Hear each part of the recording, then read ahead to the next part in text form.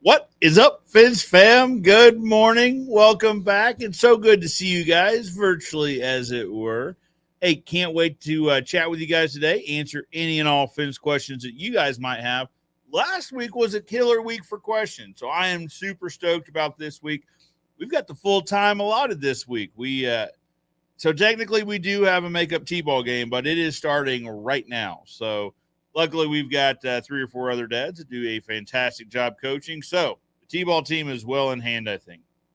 All that to be said, we got 2.5 hours of runway here. We can answer all sorts of your fencing related questions and even your non-fencing related questions if you so choose. All right, let's start saying hello. Dan Blanc, the Fence King, was here bright and early. Joe, love your content. Thank you so much, Dan. And vice versa. I enjoy watching you guys. If you guys don't watch the Dan and Cannon Show on Facebook, what are you doing with your life? Tune in. It's on Wednesdays. Wednesdays? Yeah, pretty sure. I click on it when my Facebook tells me that they're going live, but I'm fairly sure it's on Wednesdays. All right. Of course, Roger Bencourt is here every single week. Roger, thank you so much for the continued support. And he's got a point. Don't forget about the like. Always, always like it, no matter whether it's on the Facebook or the YouTube or the LinkedIn. Show some positive reinforcement there. Give the platform some positive vibes. Always helps. Thank you, Roger. Appreciate you. From across the pond in the UK, Project Metal Music. Hello. Welcome. So glad you're here. Talking about somebody else that's here all the time. I love it. Thank you guys so much. You guys are like the Fence Fam elite, tuning in every single week. Appreciate that a lot. Kyle Hamburg says, hi from Eugene, Oregon. Raining here this weekend. Well, Kyle, if you tune in towards the end, we're going to play this week's Week in the Life review. It rained here quite a lot, so much that it actually flooded the warehouses a bit. So tune in for that. And keep your rain, please. Do not send it to us. We don't need any more. Roger Bencourt says, again, he's saying hello to everyone now. Roger's just like, he's like the group ambassador, really. He's like, hello, welcome. Come on in. Live stream is fine. You guys will love it. Be sure to give it a thumbs up. Love it. Christian Witten says, hey, my name's Christian, and I'm a woodworker from Mobile, Alabama. Christian, welcome. We'll be down your way in August. Me and the family are kind of moseying down there to the coast. Going to have some family time. Project Metal Music says, hello, Christian. Speaking of guys with social channels, Dan Wheeler, a fellow Dan, is in the house. We got Dan Blanc and Dan Wheeler. Dan has the Fence Industry Podcast. If you guys are into listening to podcasts, you should check out Dan's podcast. I listen to it Wednesday mornings on my way into work. Good morning, Joe. Listening while digging a vinyl job. Welcome, Dan. Appreciate you tuning in. I guess I should also say hello to our podcast group. So now we've got this thing where we are turning the live broadcast into a recorded podcast later on. So if you're listening on podcast, hello, welcome. This is from a live recording we do on Saturdays from 10 to 12:30 Central, most Saturdays. Shirami1 says, hi, Shirami from Fort Worth, Texas. Welcome back, Shirami. Good to talk to you again. Todd Sculsey says, good morning from Boston. Welcome, Boston. Welcome, Todd. We got some East Coast, some West Coast, some Southern living. We've got a little bit of everybody from everywhere. And don't forget our brothers and sisters over in the UK. Brett Richardson, neighbor to the west over in Oklahoma, says, good morning, Joe. Good morning, Brett. Roger says, me and Project Metal Music will be handing out hors d'oeuvres. Well, thank you so much, Roger. I appreciate you guys showing the Fitz fam some hospitality. Darren Austin's here from the neighbors to the north. Hello, Canada. Hello, Darren. So glad you guys are with us. Guys, it's been a good week. It's been a full week and a busy week. I hope you guys are busy and productive and profitable. I mean, that is the name of this particular game. So Ozark Fest, things were busy. As you guys will see here in a few weeks in a week in the life, it's been kind of a crazy week. Papa Bear went off on vacation. He took some of my nieces out to the Grand Canyon and the Petrified Forest and all sorts of good places. So Papa Bear wasn't here. And what else? It's been a blur. I've been in e-commerce quite a lot. So we're getting that. Yesterday we sent out 830 some odd SKUs. There's a bunch of 30 some odd packages. So anyway, busy. Hope you guys are busy as well. Drop your comments, drop your questions in the comments below. Always happy to help you guys out with the questions there. Again, if you stick around till, let's say the noon hour, let's say 12 o'clock Central. If you guys are tuned in to 12 o'clock, we're going to play this week's Week in the Life, give you guys a little sneak peek of what's coming here in a few hours. I think it was at 1:45. Yeah, I posted 1:45. So we'll give you guys an hour and 45-minute sneak preview. But you got to stick around to noon. It's a good one. It's a good one. We were just watching it before this. I really, really enjoyed it. Matthew Smith Undercover has a interesting thumbnail there. My brother's flight to Iceland got canceled, but was awarded $400 compensation. Should he give that money to my dad to help with rent or use that money on his child industry company? I don't know if this is a real question or not, Matthew. I think he should use the money however he sees fit. Interesting thumbnail. All right, guys. So what else? So it's been a busy week. E-commerce is just absolutely blown up. If you guys purchase materials from us at ozfence.store, thank you. I really, really do appreciate it. It's keeping us all busy, giving us all something to do, and it's employing more people. So we brought on Alan. I don't think you guys have seen Alan yet on the channel. Actually, I'm sure you haven't because we're a few weeks. We've got a few weeks in the hopper. But brought on Alan, brought on my daughter Macy to work down in e-commerce. We're probably going to have to bring on a couple more folks to help keep that up. Thank you. I do really appreciate that. What else? We're gearing up for. So next month we've got a training over in North Carolina for the TChem training event. Now we're going to talk a little bit more specifically about that probably next week. Caleb's going to be our guest on next week's show next Saturday, and we'll probably get into that. We'll talk a little bit about that TChem training event. Super excited. I think there's a lot of people signed up for it. We're pretty stoked about it. Last week went and spoke to what you guys will see in the video. I always give you guys updates, but now I'm like, well, they're going to see it in a couple weeks. But went and spoke to the Greater Springfield Board of Realtors about not e-commerce, about social media marketing. Really, really enjoyed that for sure. Chris says, I wanted to ask if you have an opinion or experience with a product called Boracare or Timbor. I do not, but we can certainly look it up. Let's see what this is, folks. Boracare. If you're having me look at something that I don't want to look at, this will be the last question from you. Now, let's see. Boracare. Okay, so it's like a wood preservative, Boracare termite treatment. So probably talking about coating fitness posts with it. What else did you say, Tim?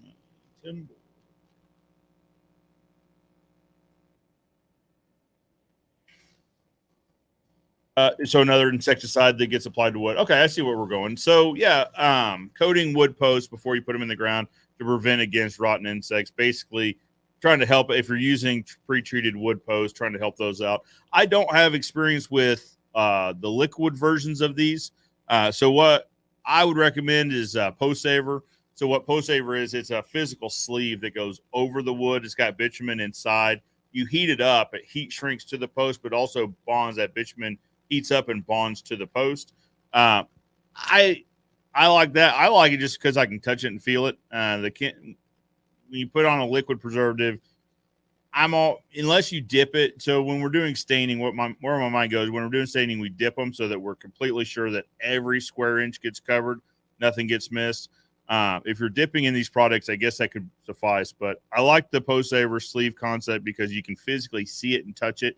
You know that every square inch that you think is covered is actually covered. That's kind of my experience with using a protective coating, I guess you would call it, on a wood post. Now, that being said, just doing a quick Google search and looking, they both seem like they're good products or well reviewed.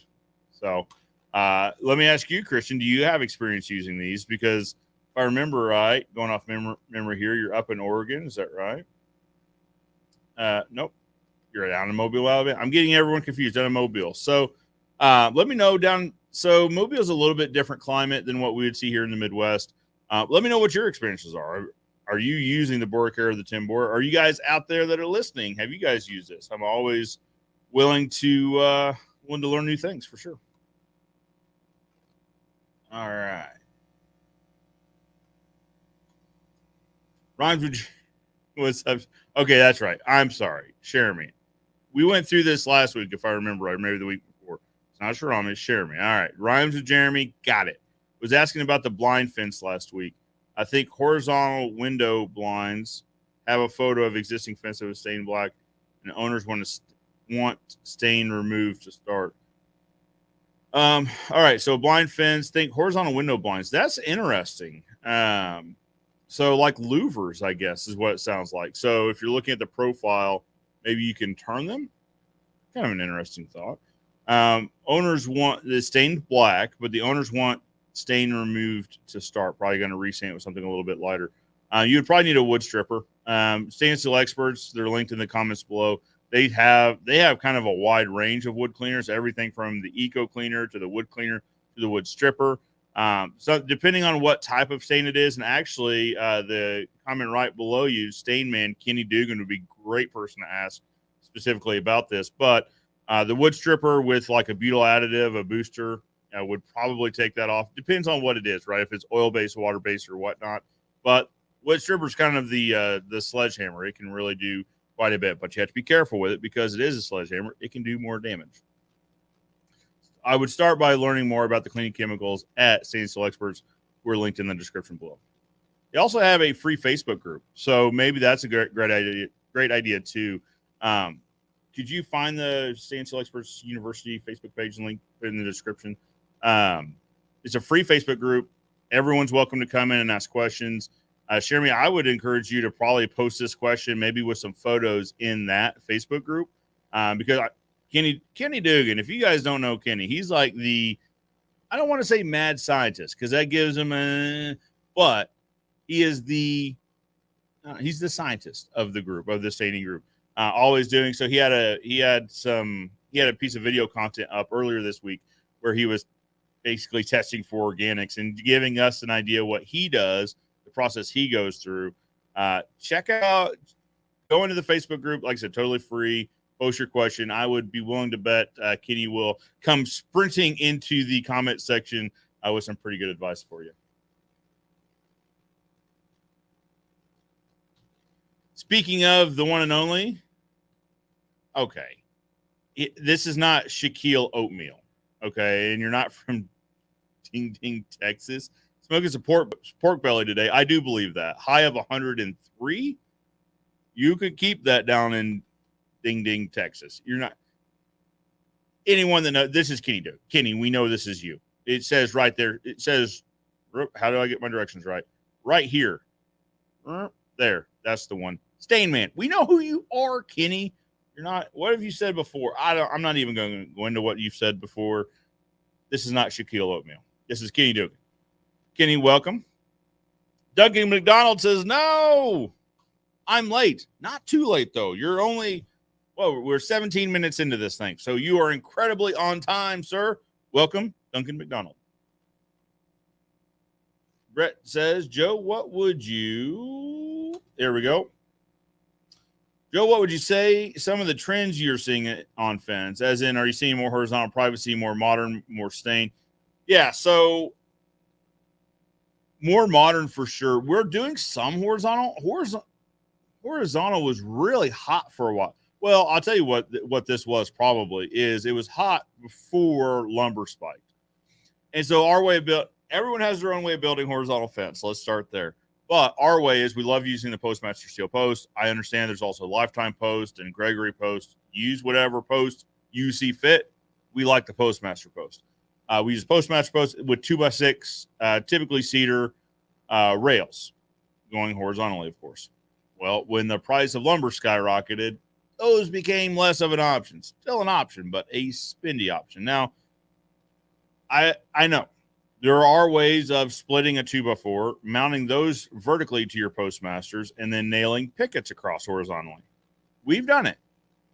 I'm not opposed to it. I'm just not super stoked on it as far as a long-term quality type thought goes, right? Now, not throwing shade on people that do that. I'm just saying for me and my company, I'd rather us not. I'd rather us use full 2x6s.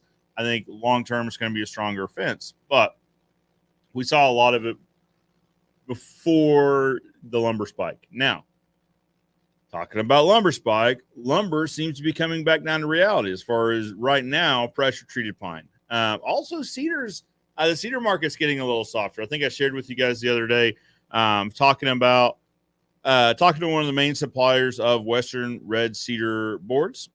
Just talking about the price of like a 1x5.5 by 6, which is what our market predominantly uses.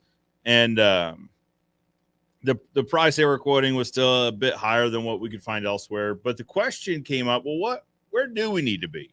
I can't guarantee we'd be there, but where do we need to be? So maybe the cedar market's getting a little softer. Hopefully it'll start following the pre-treated pine market down. So what we talked about a couple weeks ago was that we were seeing, for example, the pressure treated 2x4x8s. The price wasn't quite back down to pre-pandemic levels, but getting pretty dang close. So as we start seeing those prices come back, I think we'll see wood fence take off more. I mean, pre-pandemic, we were known for wood fence. We had a crew that all they did was wood fence. So we had other crews that did basically everything else. One crew specialized in it just because that's what we did so much of. I would love to get back there. I love working with wood fences. I think they look beautiful, especially when they're stained, like this one behind me. Of course, we love using pre-stain. Now, the wood fences that we are putting up, they are typically 75% of them, maybe 60-75% of them are pre-stained. We really push that process heavily because it's a process we believe in. It's going to preserve the wood. It's going to be a great look for longer. So even if you put up a really nice Western red cedar fence, it's still going to gray out. In our market, somewhere between 10 and 12 months, it's going to start turning gray. It's going to start turning gray sooner, but it'll be noticeably gray 10 to 12 months. Or we could pre-stain it with a nice color, and it'll stay nicer longer, and then we can always come along and maintenance coat, restain that fence, and keep it looking beautiful for years to come. We like it as a process. We do quite a bit of it. To answer your question, horizontal privacy, I think we'll see it more as lumber comes back down and gets more realistic. More stain. Yes, we are pushing stain very heavily because, like I said, it's a product that we believe in, and it keeps fences with our signs on it nicer, longer. So I hope that helped, Brett. Appreciate the question. Neger. Hello. How do you determine how much you charge for someone who wants to have a fence built in their garden? So, bit of an aside. So this sounds like someone from probably across the pond over in the UK. Thank you. I love you for joining the broadcast. But when they say garden, when you say garden here in the States, we think of a garden where we would grow vegetables and things like that. Over in the UK, the garden typically refers to the entire backyard. So, point of clarification for those watching here in the States, we're talking about a backyard fence. How do you determine how much you charge for someone who wants to have a fence built? So, great question. It's determined on a project by project basis. Now, when I was a kid, when my dad ran the company, typically we would have a per foot price. We would just say 6 foot privacy fence ran X dollars. This will tell you how old I am. Back in the day, we did a 6 foot tall cedar picket, cedar rail. This is before we used Postmaster, cedar post, completely cedar product, $12 a foot. We'd come build it, and we were profitable at that. Those days are absolutely long gone. I don't mind sharing pricing with you from years past because obviously that is not based in any sort of current reality. Anymore, labor isn't $12 a foot. So anyway, how do you determine? So price of materials, price of labor, basically what is it going to cost us to build a project? Then we double that. We multiply that by 2. Typically gets us pretty close to a finished price. And then we can negotiate upgrades from there. There's some negotiation that can go on in there. But that's pretty simple math is whatever it's going to cost us, materials, labor to build this fence times 2 is how we determine what the fence rate is. The problem with per foot is, and there's a lot of guys in the market that are talking about this now. Sean King is really the one that kind of got this ball rolling, it feels like. But so what happens to be fair, also in Sean's market, they do a lot of vinyl. So vinyl comes in, depending on the manufacturer, 6 to 8 foot sections. So what happens when it's 3 foot and you're just pricing it by the foot? Well, now you've only priced 3 foot of that panel. Where's the rest of it go? It gets tossed, right? Well, if it's like here, it goes in a save it pile, and then it gets saved for 6 to 8 years until we get tired of stumbling upon it, and then it gets thrown away. Irregardless, pricing by project is probably the most precise method, and it's the safest method for both the contractor and the customer. How do you determine how much? Material cost times 2 is the basic formula we use. Christian says, I have not used it yet. I've collected a lot of, so talking about the Boracare and the Timbor product. I've collected a lot of used lumber from hurricane damage, and I've been using Cabot brand wood cleaner to bring the color and surface back to usable. Well, Christian, I would like to introduce you to stainless steel experts. Now, let's take a minute. I always talk about this every week because I think this could get to a point where people think that, well, Joe's just promoting them because they sponsor the show.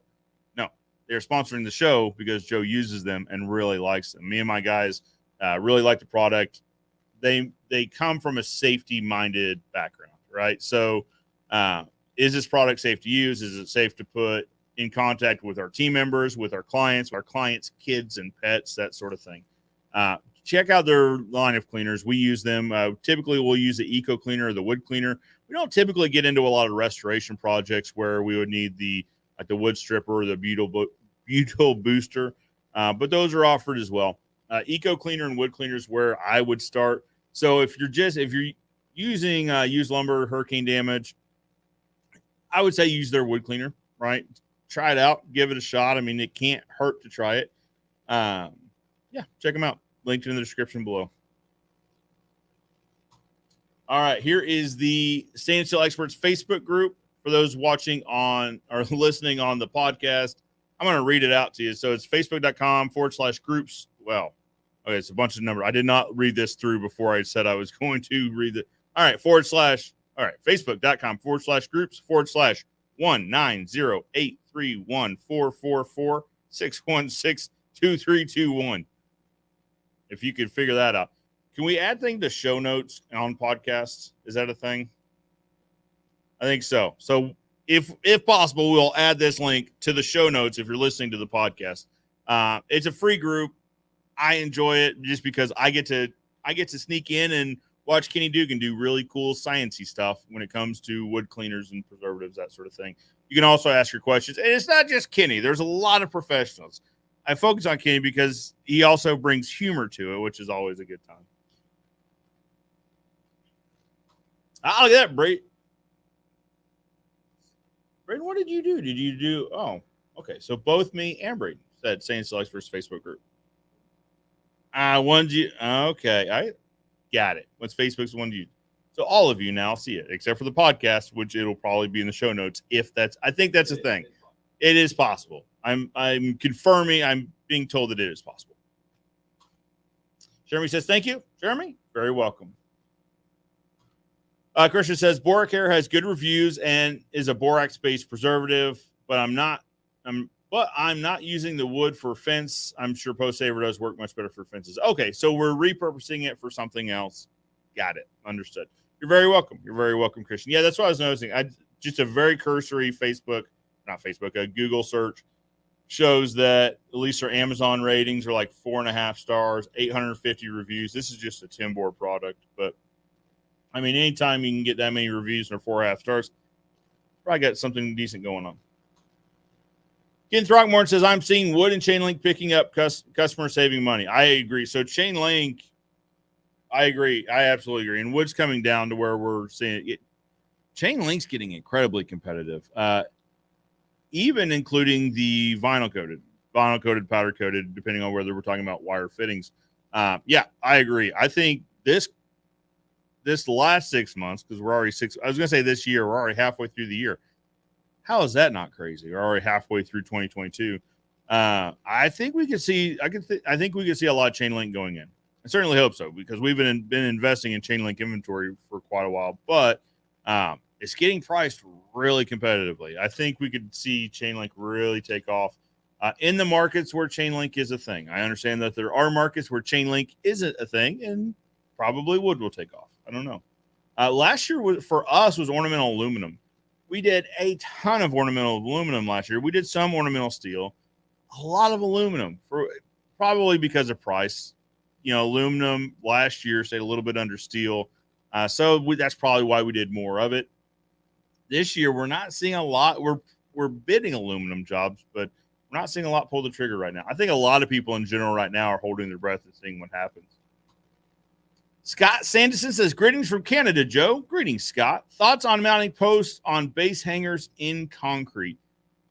I'm not a massive fan of, I think I understand the concept of putting a mounting bracket setting the mounting bracket into concrete and then mounting the post to that bracket to provide a little bit of a barrier.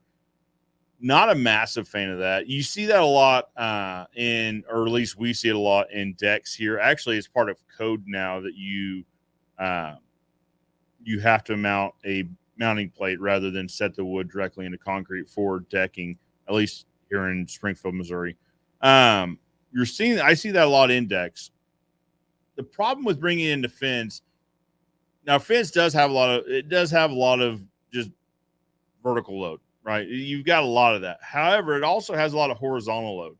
So think winds blowing, that sort of thing. And it doesn't have, decks at least have structure to hold them for horizontal force, right? Whereas a fence doesn't have a lot of horizontal structure. That top isn't connected to anything. So it just sits and wags and wags and wags. I'd be afraid using brackets that are installed in concrete. I'd be afraid of the longevity simply because it's getting a lot of horizontal load on it. It's going to wiggle, for lack of a more professional term, and possibly work those fasteners loose. Not a huge fan of it.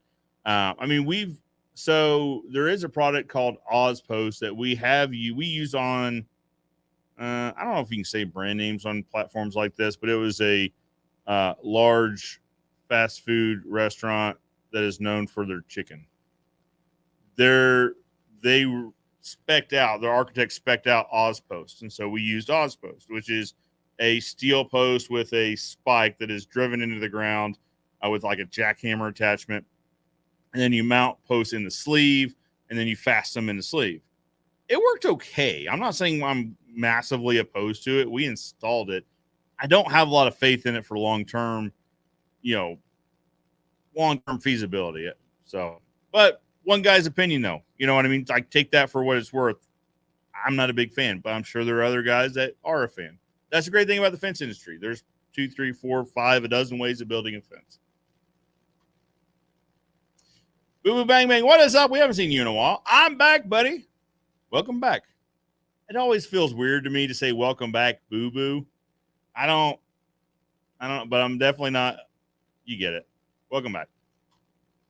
Kyle Hamburg says, I'm here to learn as much as I can about fences. Well, Kyle, you've come to the right place. Taking construction manager position here in September. Very good. They do fencing and flooring.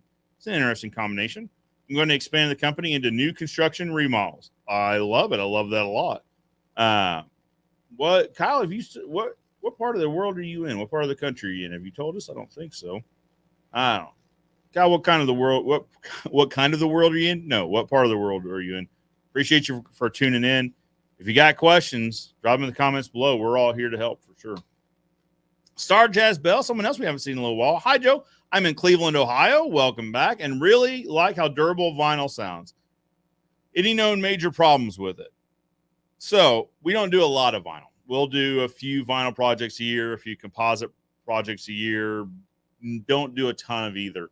I could tell you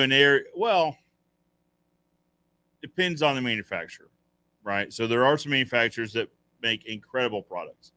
There are also some manufacturers that make economy products.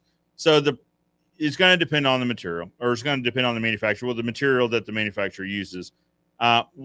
One downside could be that in the wintertime, when it gets really cold, significantly below freezing, it could get really brittle. I'm pulling punches on this because I know there's guys, Aloha Fence does a ton of it up in Utah. There are guys that do vinyl fence in the northern climates, and it does tremendously well. It's probably just cheap vinyl that I've seen do this, but we've replaced a fair amount of vinyl here in our market that has split after a particularly hard winter where it's gotten really cold, really brittle, and then got wind that has pushed those panels. And then the vinyl that we've replaced has split from the rail pocket up to the next rail pocket. And vinyl fence isn't really repairable as far as the posts go. So we ended up, on both these occasions, pulling up all the vinyl fence and went back with wood fence. Of course, now with wood fence, you can have it pre-stained, so you get a lot of the durability that vinyl used to promote. In the past, it's been promoted as a no maintenance, like zero maintenance type fence. We still do a fair amount of fence cleaning. We clean a fair amount of vinyl that grows typically grows moss and algae on the north-facing part of the vinyl. So, I mean, it's a porous product. They're going to grow on it and feed on it. That sort of feed on the moisture within it. Not as no maintenance as they say. Low maintenance would probably be an apt term. No maintenance, probably not. But that's, again, one guy's opinion. I know there's a lot of guys, like I said, Aloha Fence, Mr. Fence, Dan Wheeler does a lot of vinyl. Actually, he said he was setting a vinyl project today. So there are good vinyl products out there. One of the downsides is some products could get really brittle during the winter. So I'd say do some research onto the manufacturer. Of course, now, today's day and age, with the internet being what it is, you can do a tremendous amount of research from the comfort of your own home pretty quickly and have a pretty good idea what the feedback is of those products. Where are all these accounts with my face on them coming from? Maya Deck Long. Okay. Mission accomplished there, huh? What's your view on... What are these? What is your view on Leo Trim missing his flight to Iceland and taking a bus to work? Is that a reference to something like in culture right now?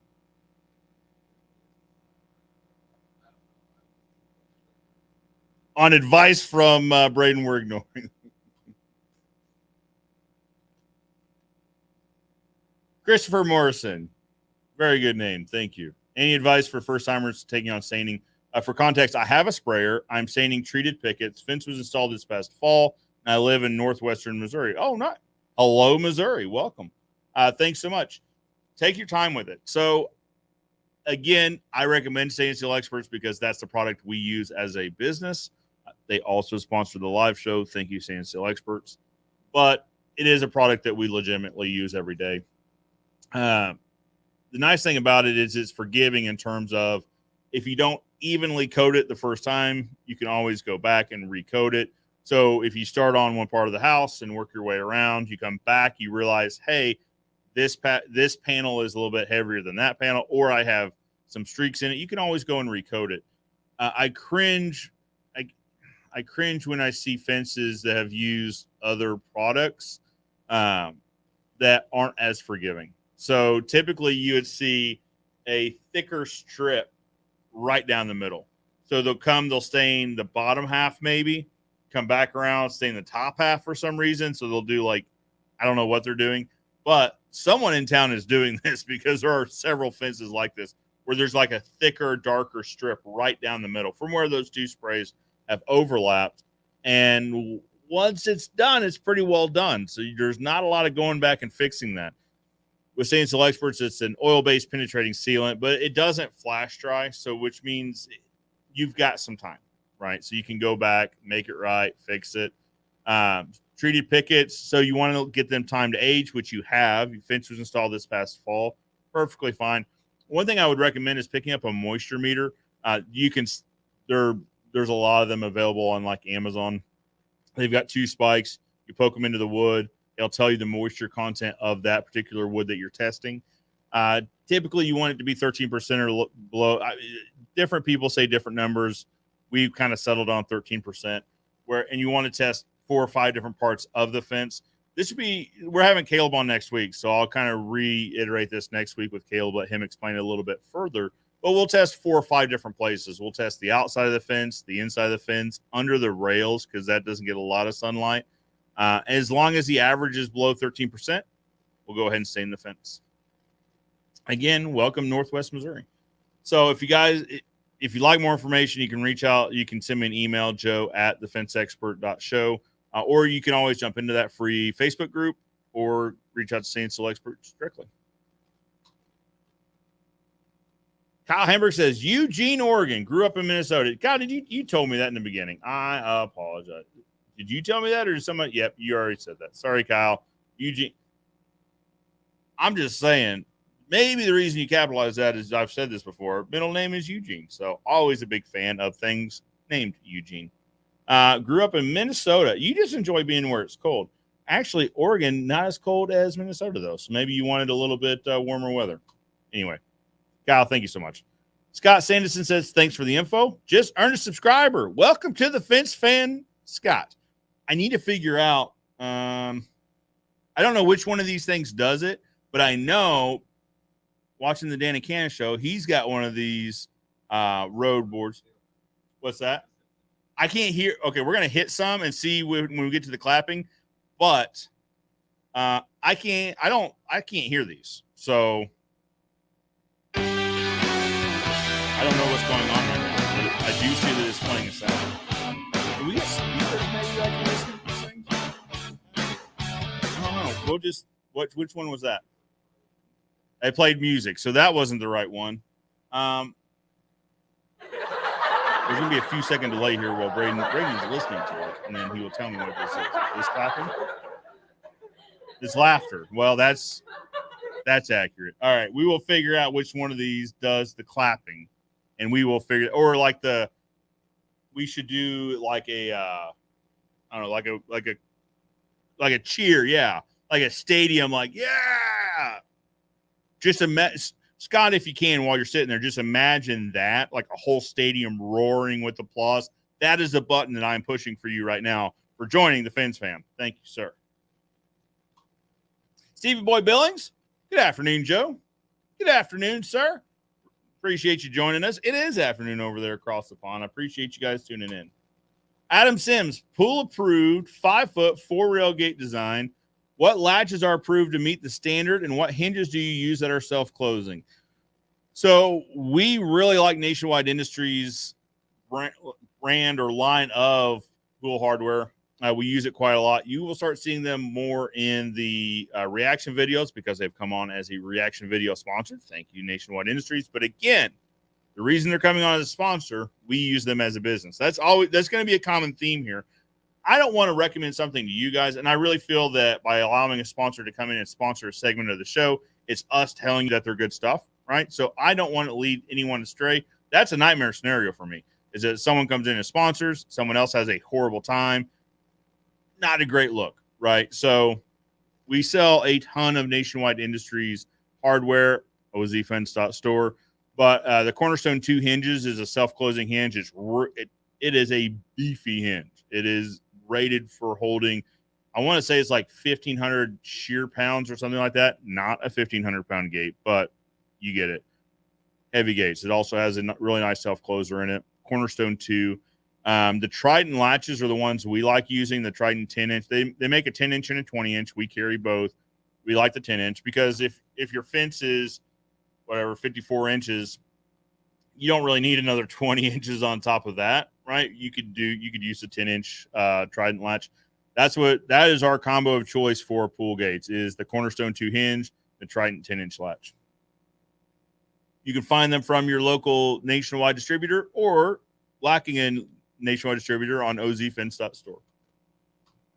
Ashley Roth, happy Saturday, Joe. Ashley, happy Saturday to you. Talking about the great people over at Sand Seal Experts. Welcome. Thank you. Appreciate you joining. I'm going to have your husband on next week. I am so excited for that. I haven't seen Caleb since Philadelphia, and that's been a little while. Jeremy says, a general contractor friend keeps trying to convince me to advertise wood pricing per 8-foot section. I've told him of the discussions I've heard recommending each job being priced separately. Unsure if I should try it. So the GC would probably like that, just because they could have a pretty good idea where your number's at without having to have you price it. I mean, 8-foot section, you could price it by 8-foot sections. I mean, I don't see that as being a problem, because then as long as they round up to the nearest whole section, right? So if it's 17 and a half sections, they use pricing from an 18-foot or 18 section fence. I'd probably be okay with that. I mean, Sean talks a lot about pricing by sections on his channel. I don't see a downside. Pricing by foot bites you, just because if it is a partial section, you're going to have to buy the whole section, but you're only installing part of it, and you're only pricing for part of it. You're eating the rest of that panel. By pricing it per panel or per 8-foot section, you're still taking advantage of that. I would recommend, if you're going to do that, adding in a trip charge. So like setup charge, whatever you want to call it. We have like a $250 setup charge. So that encompasses, now for us, it's 2 trips. I understand guys at Dry Pack can do it in 1 trip. This isn't that discussion. but a $250 trip charge. 2 trips includes time to set up, time to tear down, time to pack up the materials, all of that. So if I were going to bid it by section, I would say we are X dollars per 8-foot section. We're plus a $250 setup fee, setup charge, however you want to title that. But to cover a little bit of your drive time that isn't necessarily captured by, here's the problem is you don't want to roll that into your sections, because if you'd have to base it on some sort of sections, right? So if you say my average project is 15, 20 sections or something, whatever your average section size project is, take my 250, divide by that. Well, if you have a project that's more sections, it's obviously going to be out of line. But also if you have a project that's 3 sections, there's not going to be enough built in there for that trip charge. I would say it's X amount. If you're going to price like this, I would recommend X amount per section plus whatever your trip charge is. That way, even on smaller projects, you're still covered, because it's still going to take the same amount of time, fuel, and all that to drive across town or wherever it is. It's going to take roughly the same amount of time to bring out the tools, to do the job setup, to then tear down the tools, to pack the tools up properly and get back to the shop, whether it's 3 sections or 30 sections, right? So I would have just a standard trip charge, setup charge, whatever you'd like to call it, plus your section charge if you're going to price it that way. Christopher Morrison says, thanks so much for the info. You're very welcome. Been subscribed for a while. So imagine right now I'm hitting that roaring crowd sound. Let's try another one. All right. Well, I'm pressing one. You guys are hearing something right now. It's dead silent on here, so I don't know what this is. What's that one? Oh, it's coming. There's a little bit of a delay. That laughter and cheering. All right, there we go. That's the one. And then it automatically stops. Very good. Okay, we're learning things here. I read the book on it. We've had this thing for a couple years. I read the book on it right when it came out, so I probably could have told you what some of those did. But it's been a few years, and I've slept since then. There's actually, it doesn't really matter for this channel, but there's a new one of these. Do you see that? It's been popping up on my YouTube feed a little bit lately. There's a new version of the Rode. What is this? Rodecaster Pro? Yeah. So I don't know. This thing works fine for us. I don't know that we need to replace it, but they did send labels that I promptly probably threw away, where you can label these. So we will do the next best thing probably and improvise with Post-it notes. Let's listen to another one. It's playing right now. Still playing. Hope it's done. See what that one was.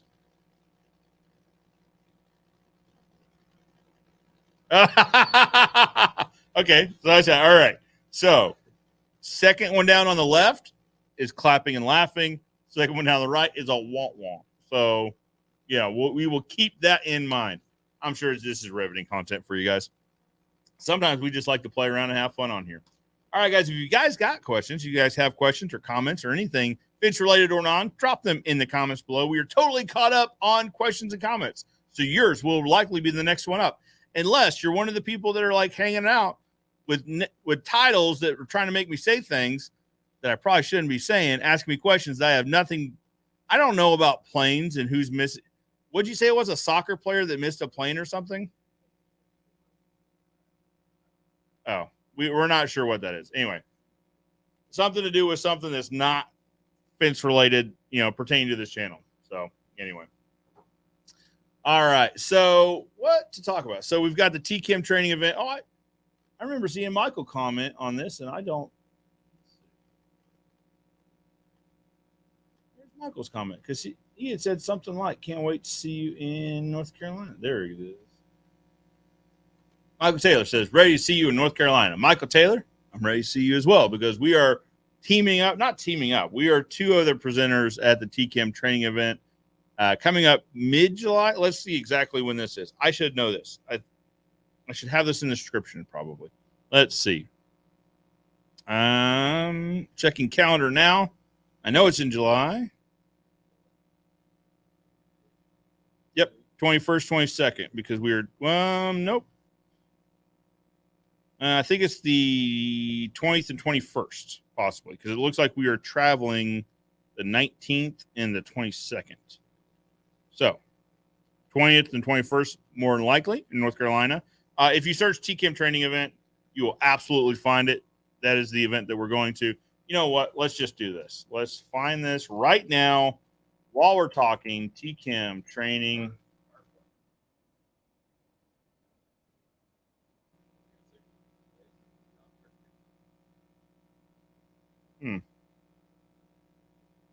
Okay. So I should probably search this and see. For some reason, I've got it 19th. Well, okay. So hold one while we figure out. All right. TChem training, North Carolina.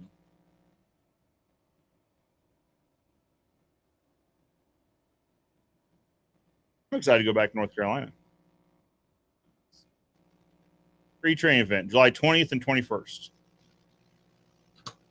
So I hope that we're not flying in the 20th now. Let me hold one, audience, while we. I guess I'm going to search the airline that I prefer. Your flight receipt. Uh-oh.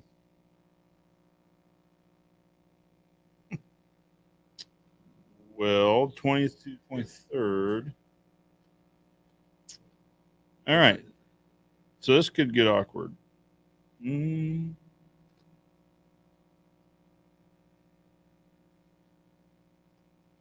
am also flying on the 20th.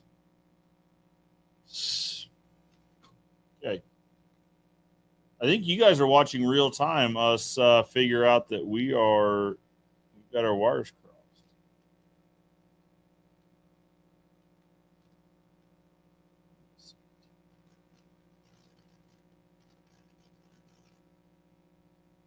Okay. Yeah, the training is definitely July 20th and 21st. So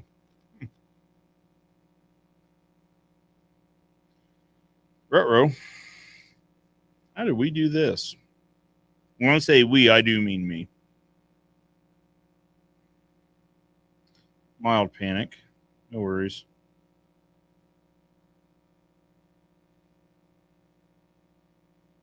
I'm sure this is riveting.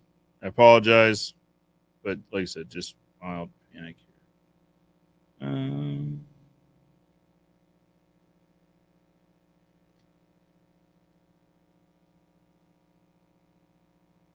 Well, I mean, we can always change the flights too. It's far enough in advance where that shouldn't be a problem. I need to see.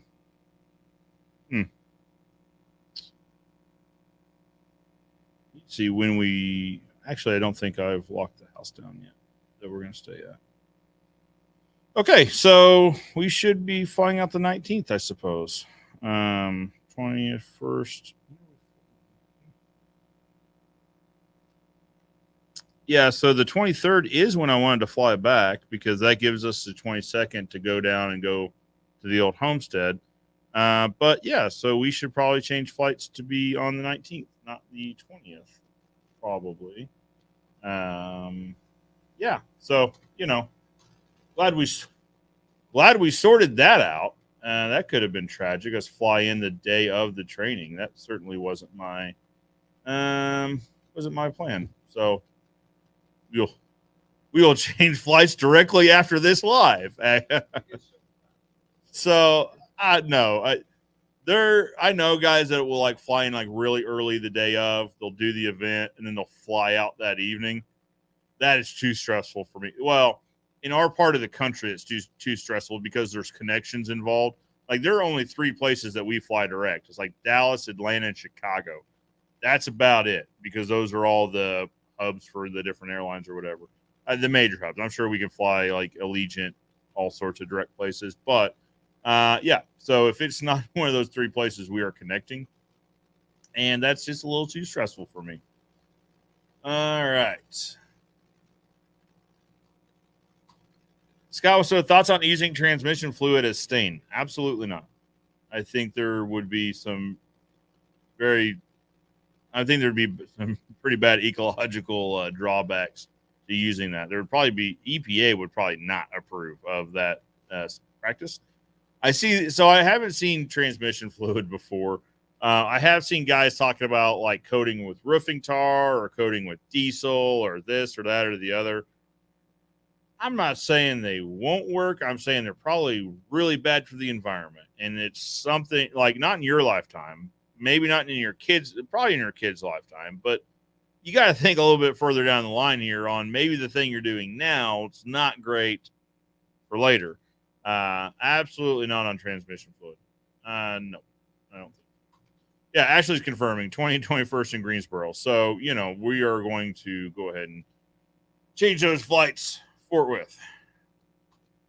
Recommendations for ornamental fencing and how best to attach it to a concrete retaining wall top. We like using Ameristar products. There are other manufacturers out there. They're ornamental. So you could be talking about aluminum. Aluminum fencing supply makes a decent. I mean, Ameristar makes both aluminum and steel. There's a lot of decent manufacturers out there, especially. It seems like every day I'm getting emails from somebody new that's making ornamental. Usually it's ornamental aluminum. Some of them are ornamental steel. There's a lot of people that import it. It just makes me nervous on that. Check out Ameristar Fence.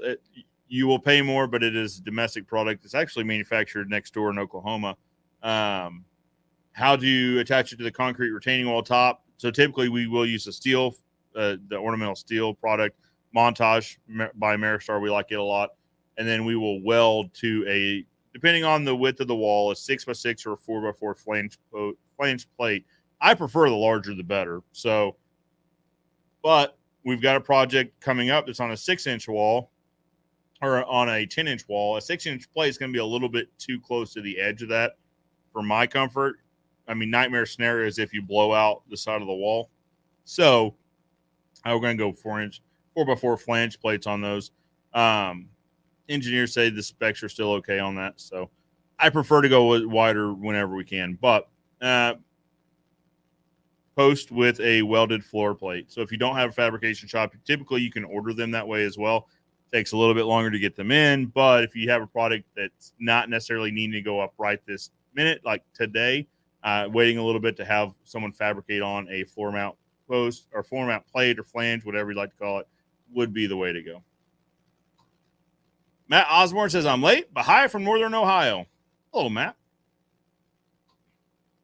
Bo Butler. I figured Bo would be here. So, Bo, I will be getting in touch with you this afternoon with some good news. Checking in from Denver. Welcome, Bo from Denver. You guys will be seeing Bo in a little bit. Stainman, Joe realizing he booked the wrong flight. Yeah. Where's the sound button for that? Oh, this one. I know this one. It's that one. And I already know. Nope, that's the applause. Nope, wrong. I'm still getting these confused. This one. That's the one we're looking for. The want-wants. I'm literally going to put a post-it note on it that says want-want. But, yeah. So, anyway, we will be we'll be jumping on our airline portal here this afternoon and getting those swapped. I'm sure that won't be expensive at all. Actually, this far out, it probably shouldn't be too bad. But all right, guys, we are still an hour away from playing the this week's Week in the Life. We're doing that at noon, straight up 12 o'clock. So be sure to stay tuned. Or if a lot of guys will go and come back, be sure you're back by noon Central, which is in approximately 1 hour and 3 minutes or something. Let's see. Well, the computer says 1 hour and 1 minute, so maybe my watch is a couple minutes. I'm going to pick up my notes here that Jeremy wrote me of things. We have announced the podcast. If you guys aren't listening on the podcast, check it out. That way you can listen to this live anytime. So this live is actually going to be in a few weeks sort of thing. But yeah, so all right. This is really not stressing me out about the flights. I don't know how I screwed this up because I know there's like a group chat going on with the other people that are instructing this. I know we talked about the dates in there, and I just blew right past that conversation apparently. Roger wants to know, how goes the chain link machine? We're still kind of in a holding pattern waiting for the machine to show up. I keep getting similar answers back that mid-August is still what we're being told. So 1st of July, I should get access to the building. I need to follow up with them on that. So there's a company that will be vacating the building, supposed to be vacating it this month, and it'll be ready for turnover next month. But, of course, If it's not ready for turnover till August, I'm totally fine with that too. There's not going to be a lot of prep work required for this new building. We're going to need to take out a few just, I don't call them fake walls, but they don't have like any electric. They don't go all the way to the ceiling. What do you call those? There's a word for those. Anyway, they're like dividers, really. We need to take out a couple of those. And then it's going to be just waiting for the machinery to show up. We'll probably do a little bit of cleanup if necessary, maybe some reorganization. Long term, once we start getting multiple machines, we're going to have to do a little bit more intensive construction. Actually, I'm going to bring a friend of mine, Chris Treese, with his company, Classic Home Concepts, to come out and do some demos. So he and I are actually partners in another business where we're landlords. We own property that we rent out. Anyway, he has a home construction business, so we're going to come out and knock out some walls. So this place that we're taking over, I think I'm okay to say, I don't know. They do dairy testing. So if you're a milk producer somewhere in the Midwest, I guess you send samples of your milk to these people. They test it, and they give you like USDA clearance or something to sell this milk. But so they've got this massive testing facility that we don't really need. Like, it's a laboratory sort of place. Like, it's a sterile environment and all that. When we're making chain link wire, we don't necessarily need that, right? So there's going to now, but to take this place out, so think warehouse, right? So we are half of a 12,000 square foot warehouse, so 6,000 square feet. But within that, they've got office within that built, right? Drop ceilings, the whole thing. They've got AC duct work into the drop ceilings. They've got, so this whole building is sprinklered. That's not the right word, but it's fire suppressed. So they've got sprinkler systems drop down through the roof or drop down through the drop ceiling. We're going to have to bring in a company to do that because I'm not about to try to figure out how to do that. But take down walls, take out the drop ceiling, but still keep some of the offices. So it's got probably, I haven't measured it, probably 4,000 square foot in shop space. It's got 2,000 square foot in office space. We don't need a couple thousand square foot in office for this particular company. Really, we need like 2 offices and a break room is what I'm kind of thinking. So we'll need to do some reorganization as much as possible.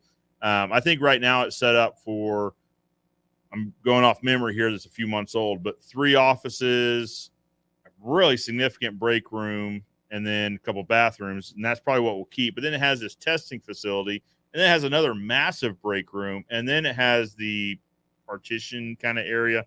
Anyway, taking all that out. All we need is offices and break room. That's about it. And the break room, like I said, is pretty significant. So, but that work can be done right now. 4,000 square foot is totally fine for one machine and the raw material, the strand that will go into making the chain link wire. And there'll be some, we'll need some we'll need some other accessory type stuff there also. But it's got enough room for one machine as it stands. So once we take out those partition walls.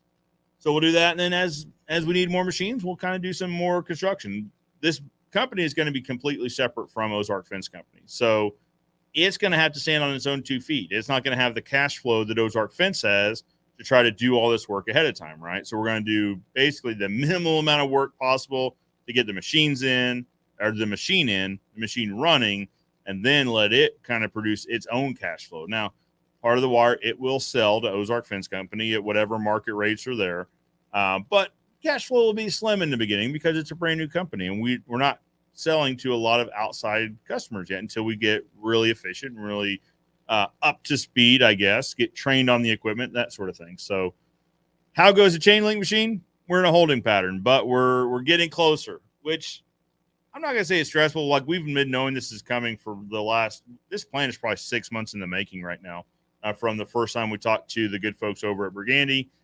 We did, and you guys saw, I went up to Casper, Wyoming, to Brenton Manufacturing, met with Briston, who has several of these machines. I think now, he had 4 when I was up there.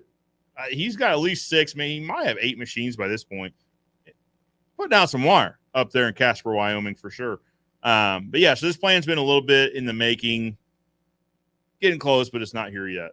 And then I decided that we were going to launch the e-commerce thing like a few months before the wire weaving machine. So that was great timing on my part. But luckily, if you guys watch the Weekend in the Life, you know Eric has kind of taken over the e-commerce and is running with it and doing a fantastic job with that. Very good, Eric. Sure. Dan Blanc, Fence King, what is up? Good morning, Joe. How's the cost of stain? Why? Because I'm wondering if we should give them a price when we price the fence directly after, or wait a month or so when doing our follow-up on the fence and give them a stain price then. Just trying to work on my progress or my process. Yeah, we build it into the proposal. We let them say, hey, I don't need a stain price. And this was even before we were pre-staining. This is when we were staining on site. We would just include the price with their proposal. And then, so the process was then, like I said, before pre-stain, we would stain on site. So they would it would be part of it would be a separate line item on the bid. So they could either say, hey, take that off of there or leave it in. It looks fine. Or if it's a typical customer that says, well, you're a little bit outside the ballpark from this other person. Well, I know for a fact that other company doesn't do staining. So now they do. But in the past, none of our competitors offered staining with the fence. So we said, well, to compare apples to apples, we can pull out the stain price. Now we are comparing somewhat apples to apples because you're still a little bit different in materials. But that's one of the things we could offer. We could also offer that as an upgrade. So typically in the winter months, where in the past we would offer a discount to keep our guys busy and all that, now we offer an upgrade to a pre-stained product. Not a discount, but an upgrade. Thank you, Sean King.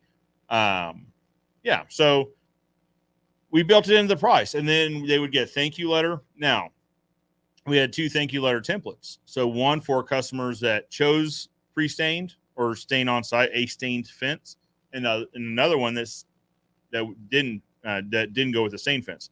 So the thank you letter that did not go with the stain, to the customer that did not choose the stain fence, would say, we encourage you to protect your investment because we know that's what it is, an investment in your property's aesthetics and the looks of your home and all that. That's best achieved by having the fence stained. This is a service we offer. So if you'd like us to give you a proposal on staining the fence, we'd be more than happy to. Or please reach out to another staining provider in the area to stain the fence because it's the best way to protect your investment. Now, it's pretty easy for us to say that because, like I said, we were the only fence company offering staining at the time, but there were only a few others. There was one other staining company. Now, there are other guys that also offer staining on the side sort of thing, but by saying you should reach out to a company that offers staining as a service, we were one of 2 options in town too. So I would recommend, Dan, I know your system is buttoned up really nice. So I would just include it with your proposal and call it out. So in your welcome letter that you send with the proposal, it would be, as you can see, we've also included the price of staining. This is the best way to protect the investment of building this fence. It's a service that we offer professionally, whether you choose us as your professional service provider or another professional service provider. Please stain the fence. It's the best way to protect it, in your own words, sort of thing. But anyway, I would absolutely include it with the proposal because you'll get a certain percentage of clients that just accept the proposal as what it is. Like they won't want to do any modification, or they don't know that that's a service you provide. So they'll stain and go, oh, you guys do offer staining. Absolutely. We'd love to come out, stain the fence, make sure that it looks beautiful. And we're usually pretty honest with them. Like, listen, it's also good for us because your fence is going to have our sign on it. I want this fence to look beautiful for years.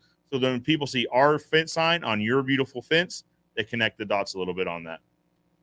It also protects the look of your fence for you too. It's a win-win, right? I would include it in the proposal. There's not really any reason not to. Like I said, as a separate line item, so they can see that represents X dollars of the total proposal. I also see guys offer it as a separate proposal. I'm kind of a fan of keeping it on the same. The less amount of options, the less amount of paper, right? So separate proposals, the better. I would rather keep it as a separate line item on the same proposal than on a completely separate proposal, if that makes sense.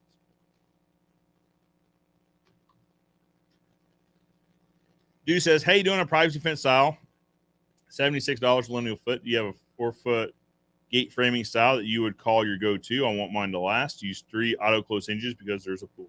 Well, first and foremost, talking about pricing in a public forum is not a fantastic idea. It actually could violate the Sherman Act, and I understand there's a lot of thoughts on this. I brought this comment up wanted to talk about this. That so one of the tenets or one of the ways to violate the Sherman Act, which is anti-collusion, all that, is price comparison.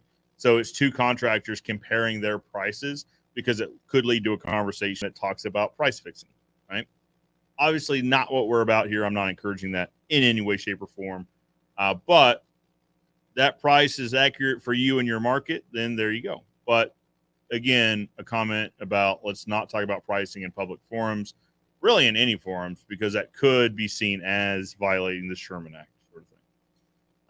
Do you have a 4-foot gate framing style that you would call your go-to? Absolutely. Steel frame gates, 1.5 inch square galvanized pipe with shark hinges and latches by Forney Fence out of Texas. I want mine to last using 3 auto close hinges because there's a pool.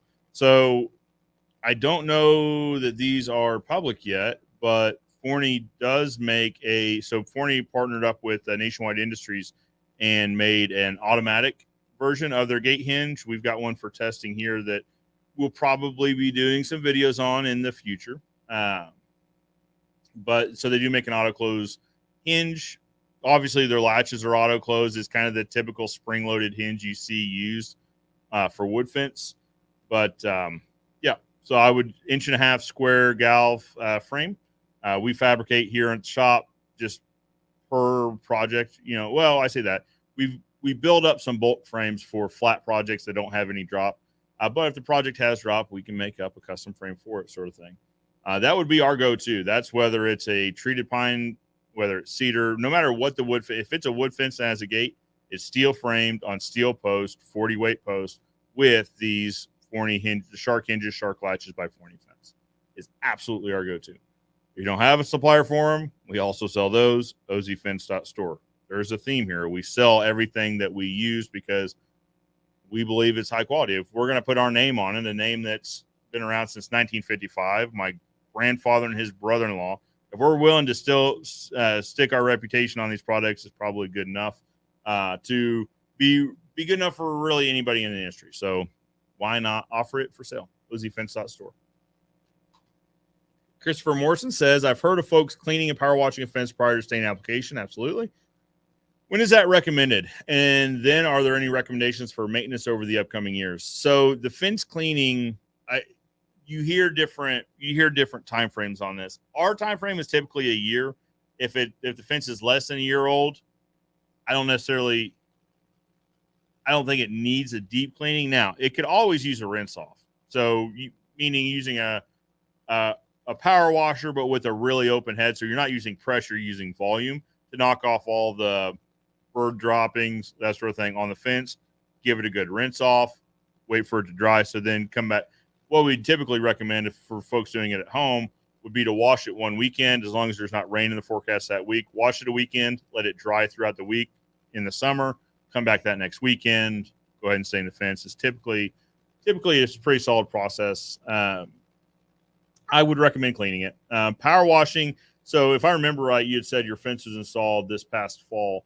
I don't think you need to power wash it. There shouldn't be anything to power wash off of it, but a good cleaning would be a good idea. So a power washer with an open head, meaning that it's using volume, not pressure, to clean the fence. Are there any recommendations for maintenance over the upcoming years? I typically clean. So I have a fence at home that we had pre-stained Sand Seal Express mahogany. I like that color a lot.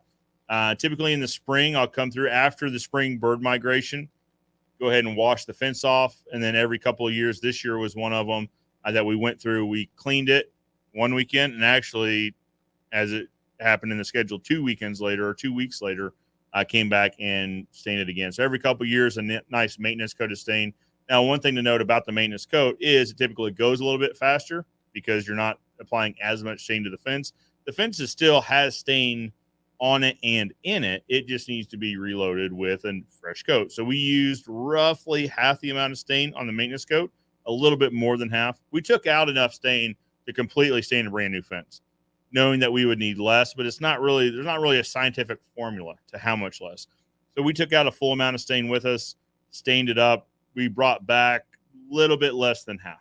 So, saved a little bit of money on stain. It also went a little bit quicker because like I said, the majority of the fence was already stained. We were just giving it a nice fresh maintenance coat every couple of years on that. So cleaning annually, typically in the spring after the bird migration, so you can wash off the majority of the bird droppings on the fence, and then stain every couple of years, every 2 to 3 years. I like every 2 years, makes it keeps it looking fresh, sort of thing. But you could also do 3 years, I'm sure. Josh Rand, speaking of Aloha fence, we've been experimenting with some of Caleb Ross stain. Stain Seal Experts seem to be a superior product for sure. We're in the creating a market phase right now, so slow and steady for a bit and head to work through the very first job hurdle. But Caleb helped us, and we're on target to sell stained wood fence when we do wood, or stained fence when we do wood. Josh, that was absolutely our kind of where we were 2 years ago. Was the market? Our market didn't have a fence company that offered staining, so they had a franchise service provider, stain provider in town, but there was just one. So there wasn't a lot of knowledge around staining wood fence, right? That some people saw it as a novelty, honestly. So when we started having that conversation that fence should be stained to maintain the aesthetics, but also lengthen the life of the fence, there's a lot of education done on the front end of that, right? Because like I said, people viewed it as a novelty when actually it's a bit of a requirement with wood fence, again, for aesthetic reasons and to prolong the life of the fence. So the first probably year was a ton of education. We did Ask a Fence Guy Friday, where I did a live video every Friday for 30 minutes to an hour. And the majority of those weekly videos revolved around fence staining. We did them on site. Hey guys, we're out here staining a fence. Now, a lot of times we didn't have a fence to do every day, so we would schedule the fence staining on Fridays, knowing that we were going to be doing one of these live videos at noon, so that we always happen to be staining a fence on Fridays, right? So we could talk about, here's the product we're using, Stain Seal Experts, here's the method we're using, here's the airless sprayer, here's the precautions we take on the property, here's us masking it off, here's us keeping the concrete wet, on and on and on, right? There's a ton of education done in the beginning. And I'm not saying we're done educating, because we are far from done educating, but there are enough stained fences in the market now that it's less of a novelty and more as a common sight in the area, just because we stained a ton of fences.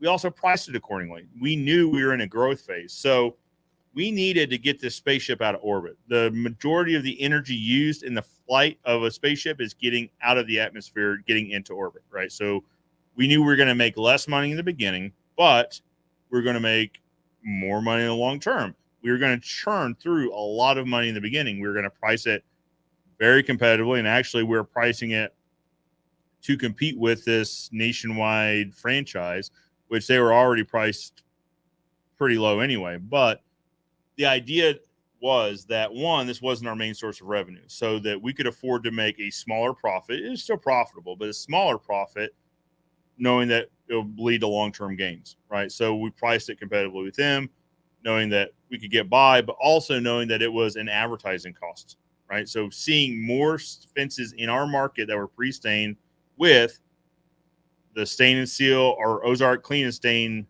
fence tag, hopefully next to an Ozark fence sign, was good for business. And it led to marketing materials and pictures and videos and all that. So I say that to say, I absolutely understand the creating a market phase. For us, it lasted probably a year and a half. And we still do a little bit of market creation now, because it's not mainstream yet in our market. But now other fence companies, one of our main competitors in our market, has now they're not staining it themselves. They've teamed up with this franchise stain company to stain their fence. All right. It's going to be more stained fences in our market. So the year on year, as you start seeing more fences stained, more new fences stained, it's going to become more common. I tell you one thing we did is, so it was a new neighborhood. It was a nicer neighborhood that was going up in a nicer part of town. And Sarah had come to me and said, hey, and it was actually someone she knew. She's like, it checks all the boxes. New neighborhood. We love to be one of the first fences in a new neighborhood. It was a corner. Nope, it was next to a corner lot towards the front of the neighborhood. So it was going to get a ton of visibility.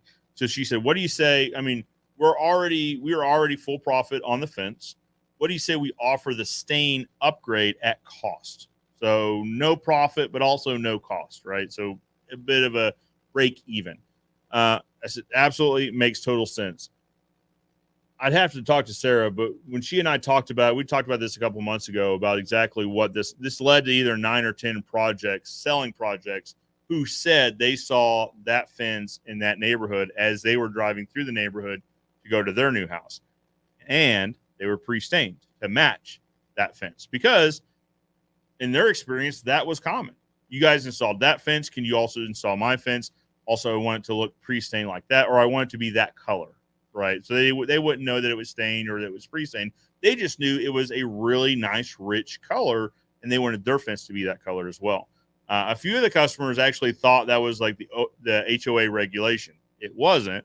I would sure like for it to be, but they kind of thought that since the fence, they had seen a couple fences by this point in their neighborhood, 6-foot privacy fence that looked this nice, dark, rich color. So anyway, to your point about hitting some hurdles, totally common. I mean, you know, when you run a business, even established businesses, we've got hurdles on a weekly basis, but it is nice having someone in your corner. And that, again, that was our experience as well. So our first few fences we stained were my rent houses. Me and my partner's rent houses. And there were some hurdles. There were some we didn't tape off as much as we should. We didn't protect as much of the house as we should. Freaked out a little bit until Caleb taught us the trick of going and getting some degreaser. At the time, he didn't produce a degreaser. He does now. You should check it out. But spraying a degreaser on the house, rinsing it off, it was like magic. And if I wasn't sold at that point, I was fairly sold anyway, just because Caleb is the guy that picks up the phone. For me, customer support is a massive, massive benefit. Picked up the phone. He's like, no. I was freaking out. This was a new rent house. It had brown stain on the house. It looked bad. So I was like, Caleb, I really screwed this up. I don't know what to do. I think I sent him a message. And he goes, call me. Here's my number. So I called him. He's like, here's what you're going to do. Go to your local home improvement store, pick up a degreaser, mix it accordingly, spray it on the house, wash it off. Are you sure? Because I've seen something like this before, and that doesn't work. You go, just try it and let me know how it goes. All right. Sprayed it down with degreaser, let it set a minute. We didn't even have to scrub it. We just washed off the water, and the stain droplets just washed off the house. And that was the moment that I was a believer in this product, because I thought we were sunk and we were saved. So anyway, but we did hit some hurdles, and you're right. Caleb is always great to step up. And Ashley too. I don't mean to leave Ashley. The Standstill team as a whole are great about answering the phone and just walking you through it. Kind of walking you back off the ledge. I was at a ledge. I'll be honest with you. I thought we were replacing siding. I thought we were doing some major work here. Backed me off the ledge. Says, not that bad. Just try this. Before you go ripping off siding, before you try doing this and that and the other, just do me a favor. Try some degreaser. See if it rinses off. And he's sitting there knowing full well it will. He's seen it do this before. But yeah, anyway. Caleb is a massive, massive resource, and his team are too. And yeah, so of course, if you've got any questions, Caleb and his team are great. But if you have questions for someone else that you don't feel comfortable asking them, send them to me, joe@thefenceexpert.show, or send me a message. We're friends on Facebook. I'd absolutely be happy to help you however we can. Matt Osmer says, on the topic of gates, we have been fabricating our own gates using shark hinges. I would love to see your process from start to end on how you guys build and install gates. I would love to compare. We should add that to the video board, maybe. So we've got a video. It's kind of an overview video. It's a year and a half, maybe a couple years old now, of showing the shark hinge on one of our frames, but it was on a fence that was already installed. So, yeah. We've got a sample fence. I saw you guys doing some filming over by the sample fence. Were you guys talking about the gate? Okay. So maybe the team's already ahead of us on this one, Matt. But yeah, so we meet on Tuesday for a creatives meeting, and we'll talk about that, just kind of maybe showing the start to finish process on what that looks like. It might be a nice time to introduce the self-closing shark hinges. I've got those on my desk. Christopher Morrison says, thanks, you're the man. I don't know about that, but you're very welcome, Chris. Always happy to help. Jeremy says, I'm trying to figure out labor pricing for pre-made iron panels on a small patio. And on a different project, pressure washing and staining. I've been researching locally, but is there a rule of thumb?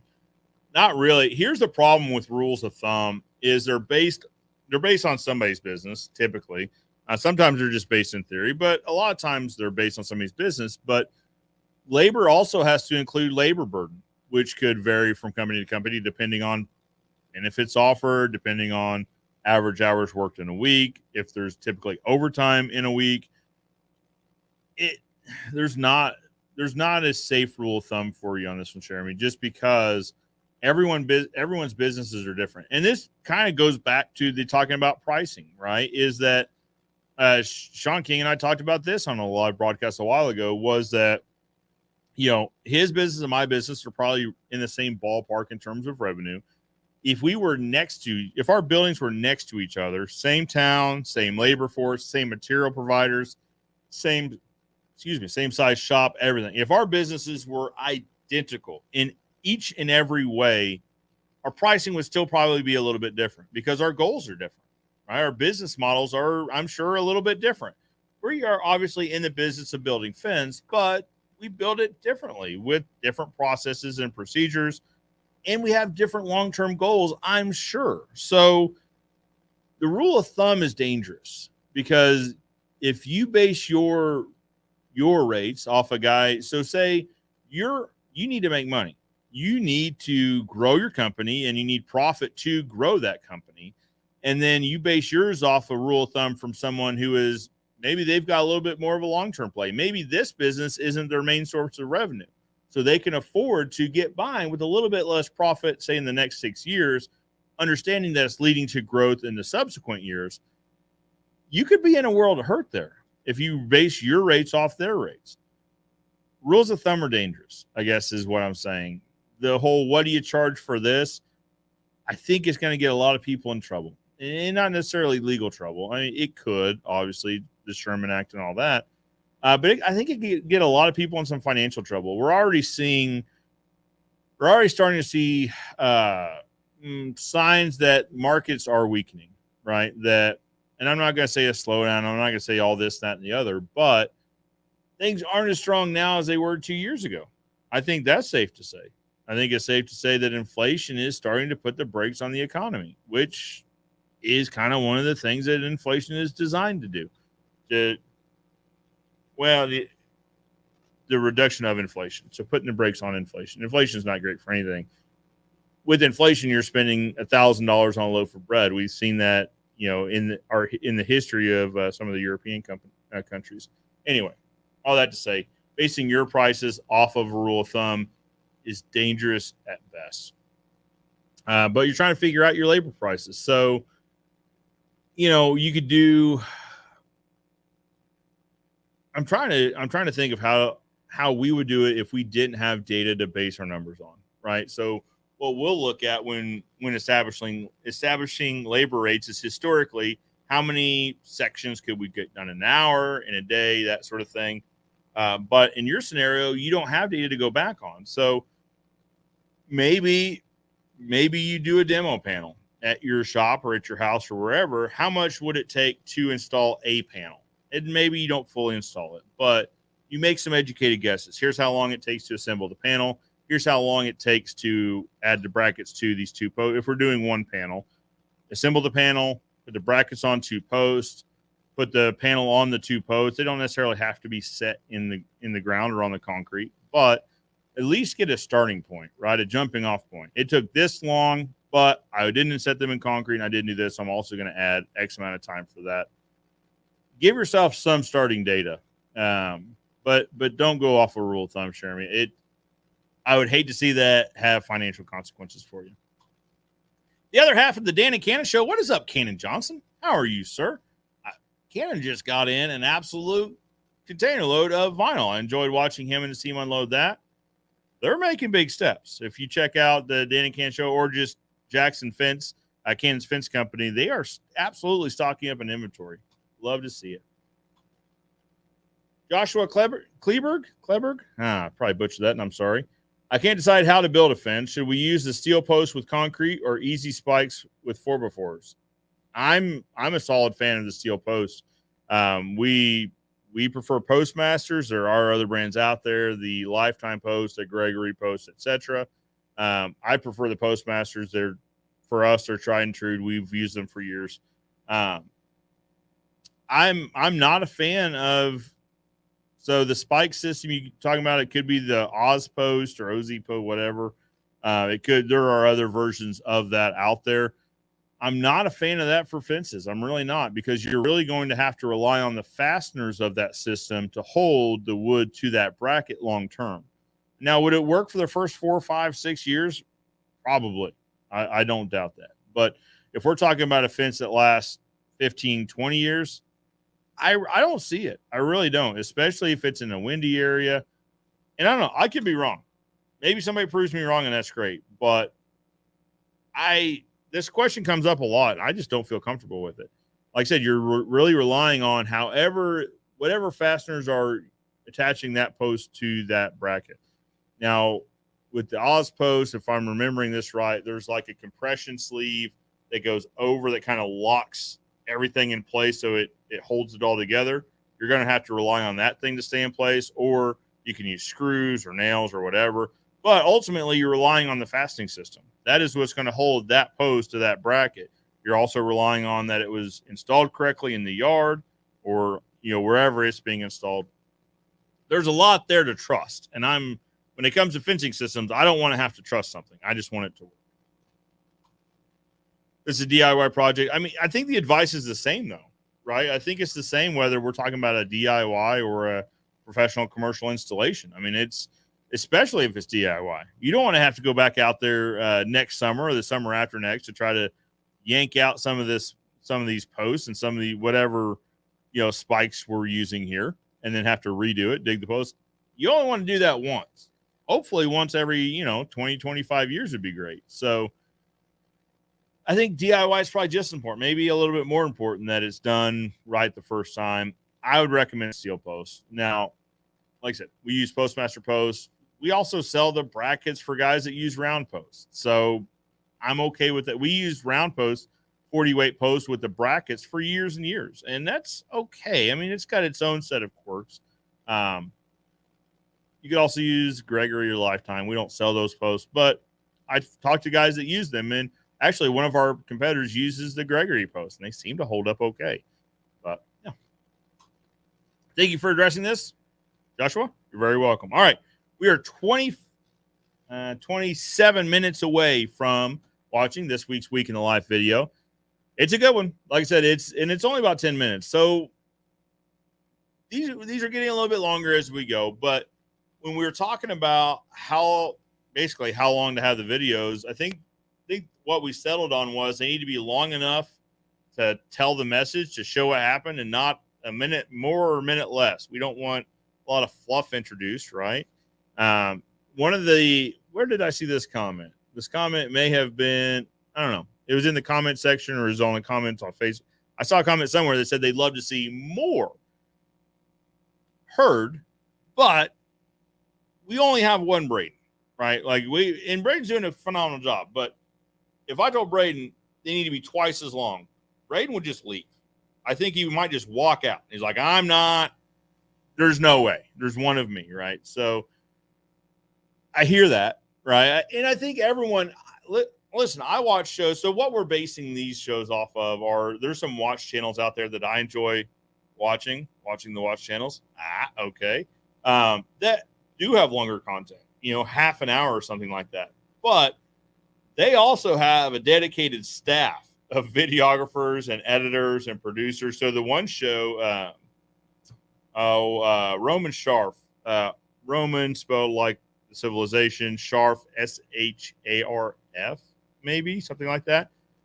He actually went and hired a reality show producer to come in and bring an entire staff with them to produce this type of content. So if you have that many people involved, you could have a 30-minute a week. We've got Braden, and Braden, I think everyone would agree, is doing phenomenal, fantastic. 9 or 10 minutes is where it's at for us, and I'm good with it. I think I think we show a pretty good accounting of what goes on here. That'd be fair. I mean, a lot of what gets done here too is out in the field, right? And as you're going to see in the video here in less than half an hour, is that we also show the field work too. Show some field work, show some office work, show some fabrication work, show some. There's a piece from the staining shop in there in today's video. So I think we do a pretty good job of showing what goes on here.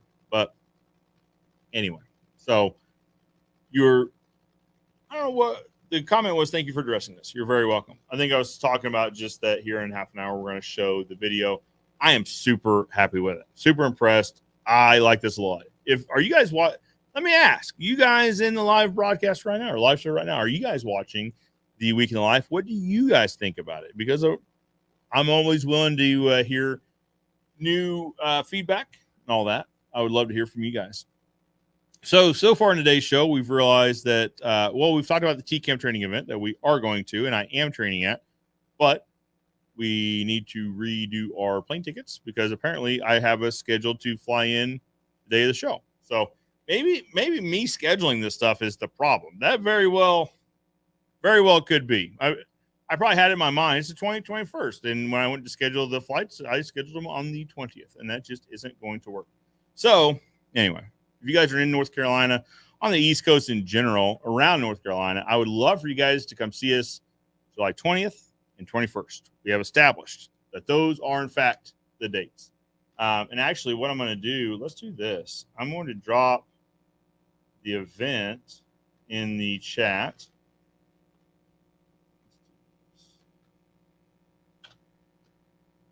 So if you guys are on the East Coast or if you guys are anywhere near North Carolina, check out that facebook.com/events link I just dropped in the comments. So you check out the event. You can also, let's see. Yep.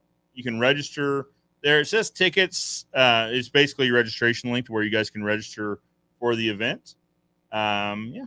So it's in Greensboro, North Carolina. So what's nice is Greensboro, I think we said it's about a 45-minute drive or so from Raleigh, which is where I was originally born. And I lived the first, 11, 12 years of my life there in Cary, outside Raleigh, like a suburb of Raleigh.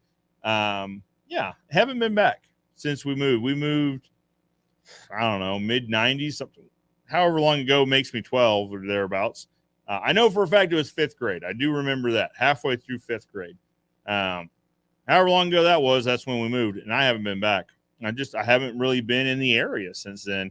We don't have family there or anything like that. I had friends in school, I'm sure, but at 12, they weren't like just lifelong bonds by that point. So I haven't really had a reason to go back. And I got disappointing news.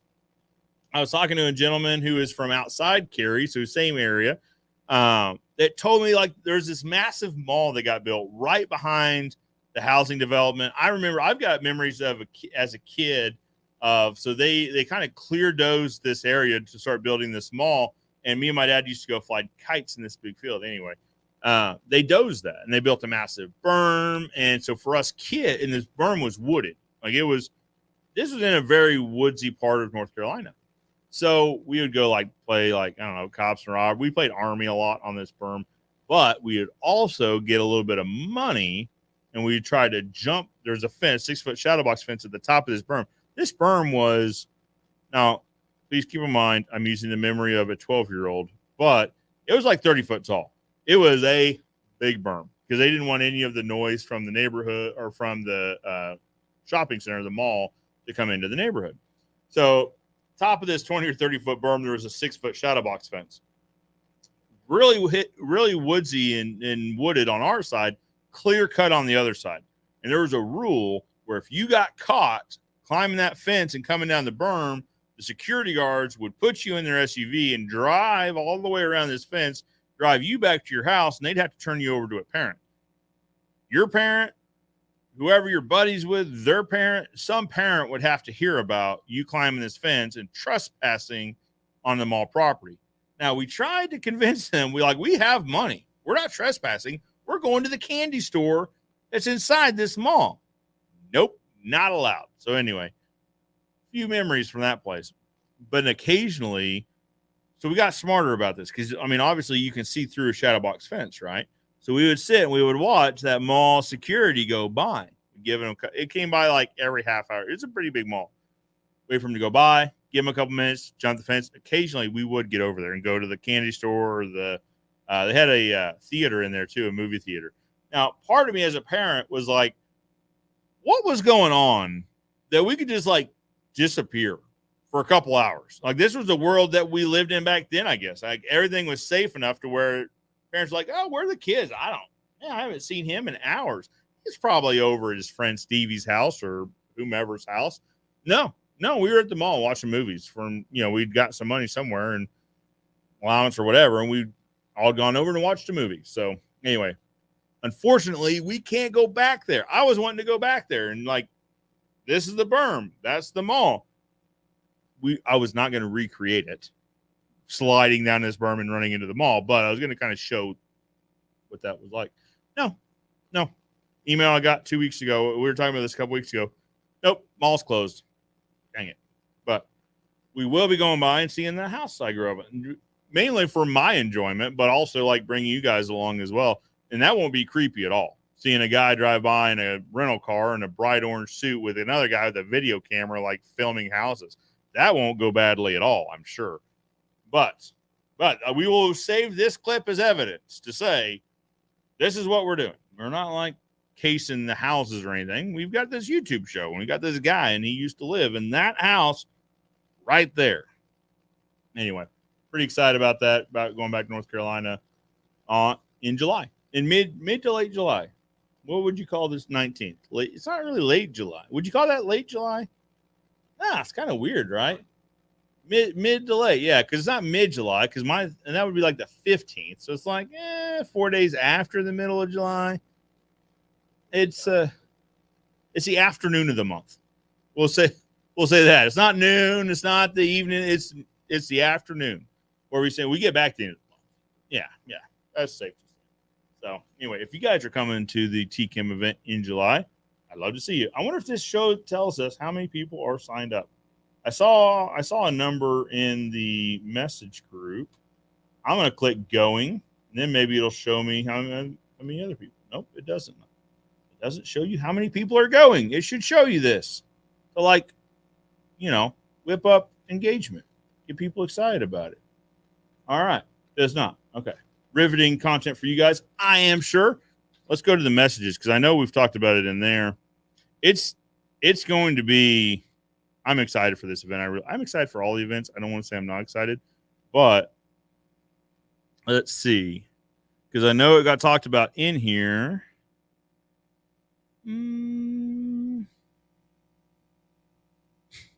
So I don't think this is privileged information. I'm not going to say who it is, but one of the people in this has an AOL mailbox, which that might show their age. So they have an AOL mailbox that has 86,948 unread emails. That seems excessive.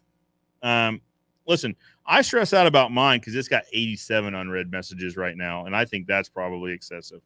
But then I just clicked myself right into this messenger group, and I said, somebody out there has almost 87,000. So, that's good. Let's see. So, yeah, someone in here says that stresses me out. Me too. All right. Riveting content. I know. Stick with me. Because in here, we talked about how many people are signed up.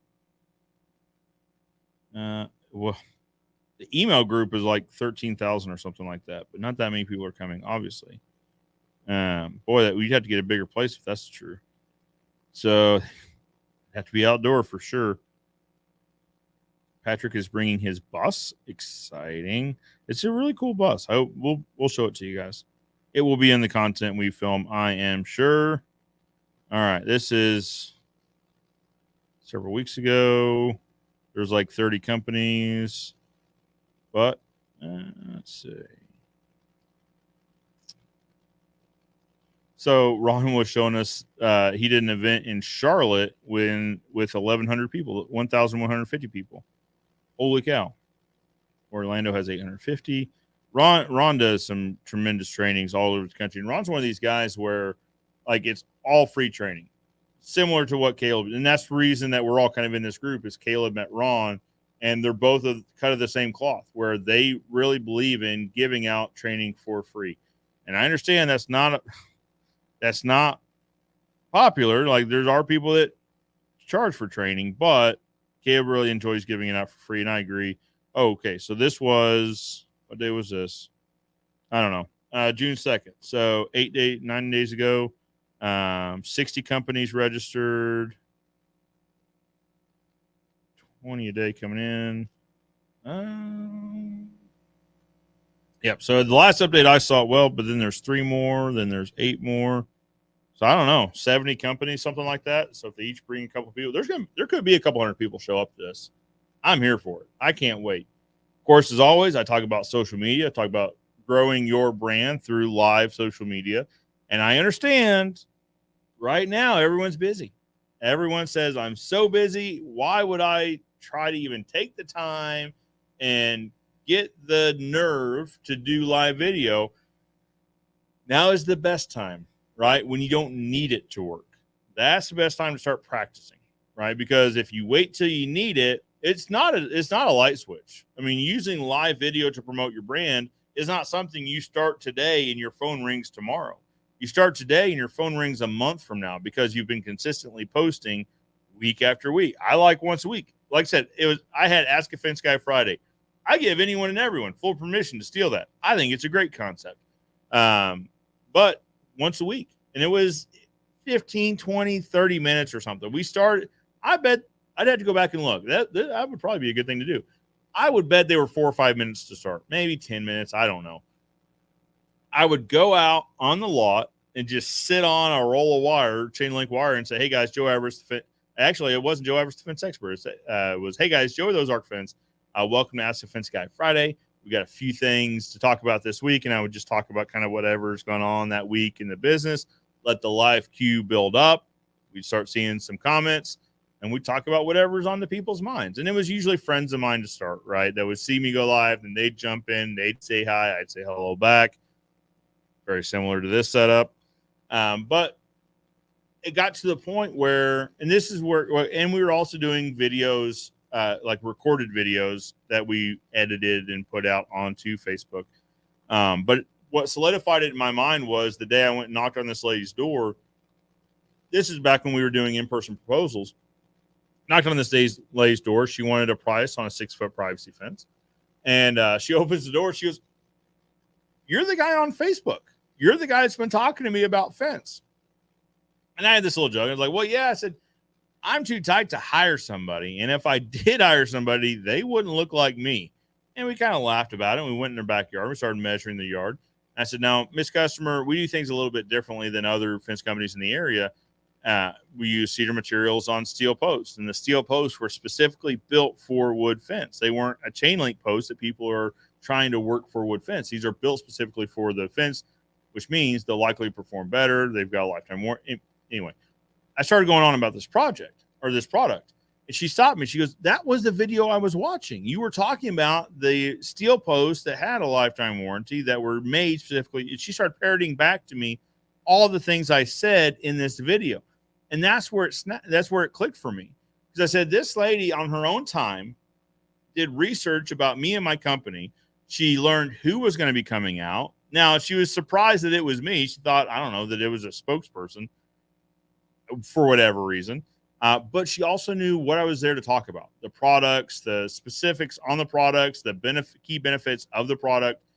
My job at that point was to simply get her a price and see if it was in her budget.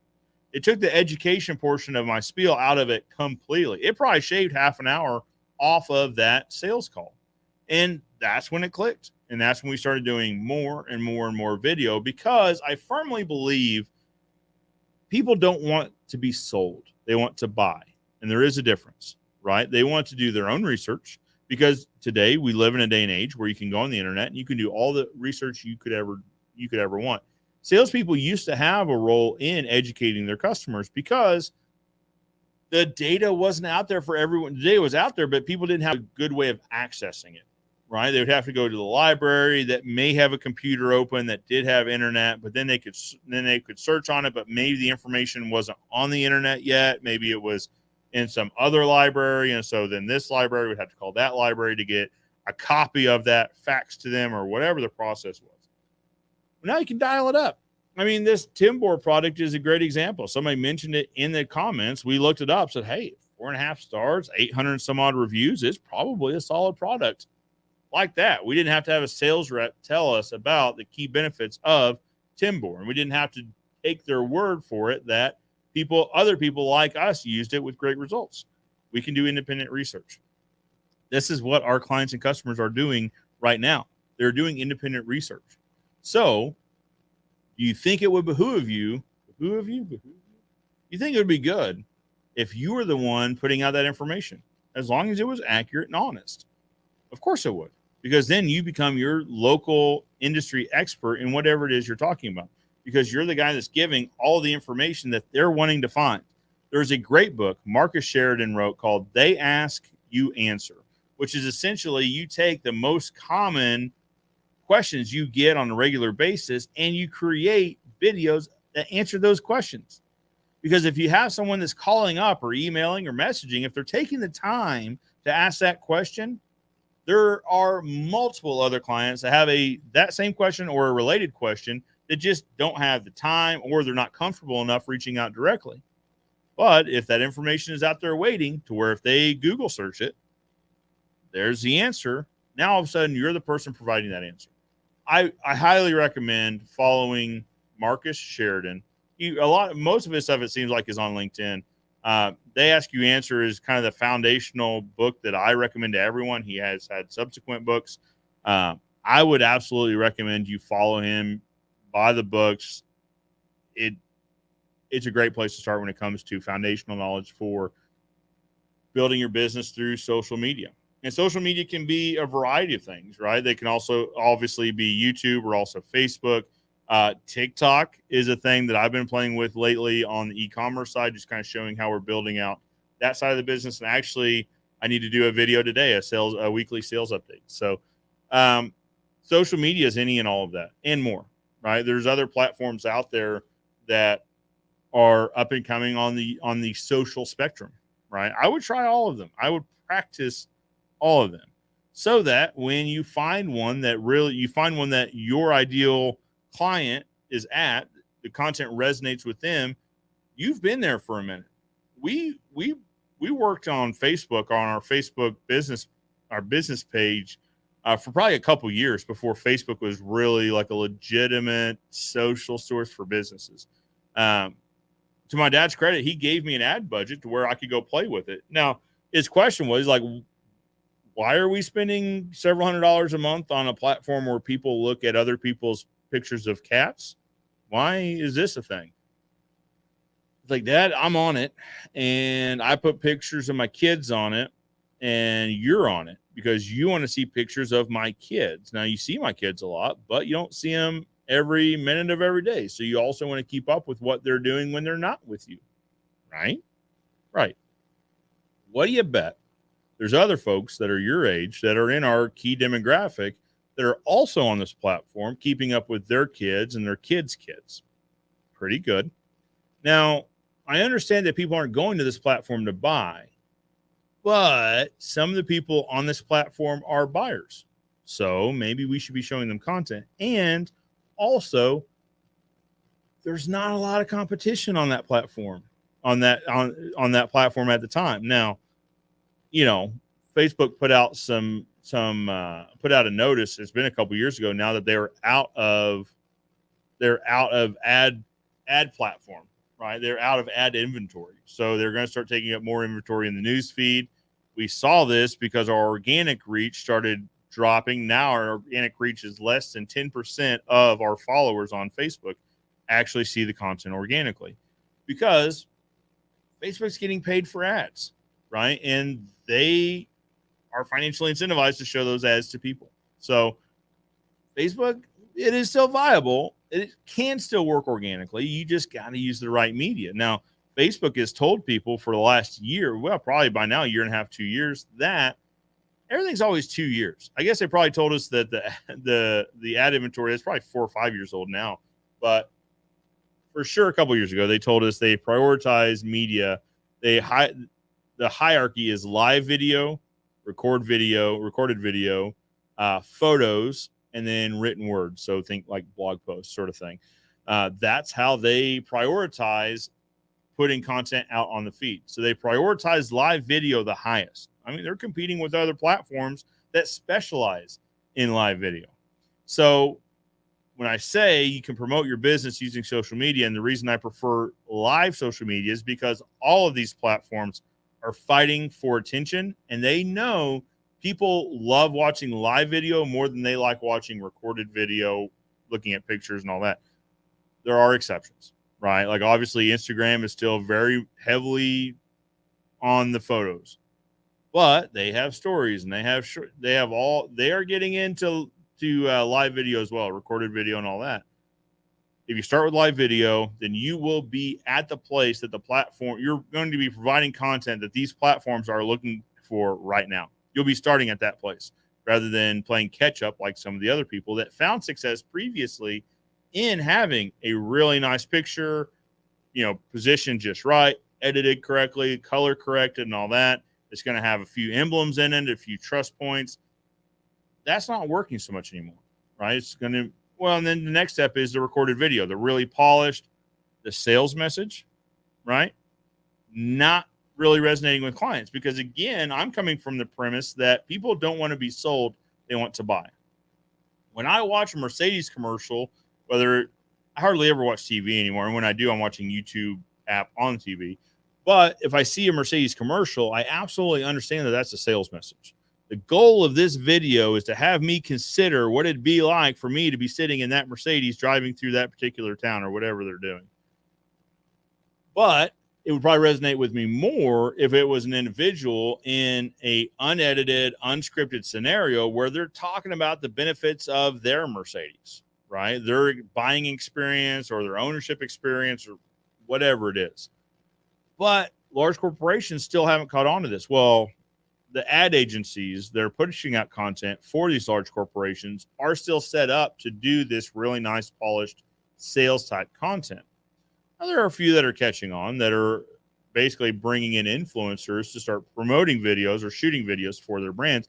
And those are the ones that are finding success. What can we do to emulate those companies that are seeing success? That's the question. Live video is where it's at for me. And I understand it's scary because you can't stop. There are no retakes, but that's the benefit of it, is that it makes you relatable. It catches all the ums and ahs and you got to start over, or I mispronounced a word. It catches all of that, and it makes you more relatable to your end audience. And that is absolutely what we're after, is to become more relatable to the people that we would like to interact with on a daily basis. Anyway, long rant. I don't know where we're going down that rabbit hole, but that's what I'm going to be talking about at the North Carolina TChem event.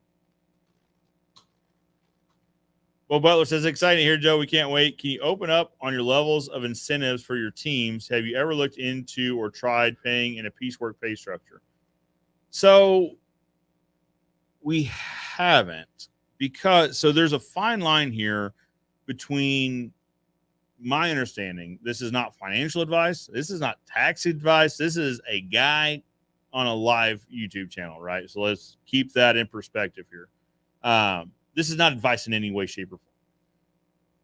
My understanding is that paying piecework could get really close to looking like a 1099 employee to agencies that have an interest in whether you employ direct employees or contract, whether they're W-2 or 1099, right? So we don't. I don't want to get too close to that line because, God forbid, there's an audit or whatever. I don't know.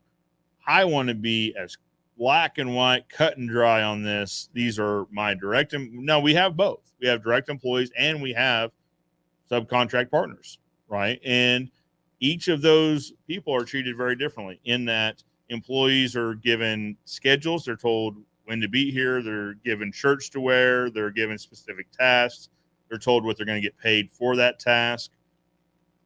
Independent contractors are a little bit differently. They show up when they give you their schedule. They tell you how much they're going to get paid.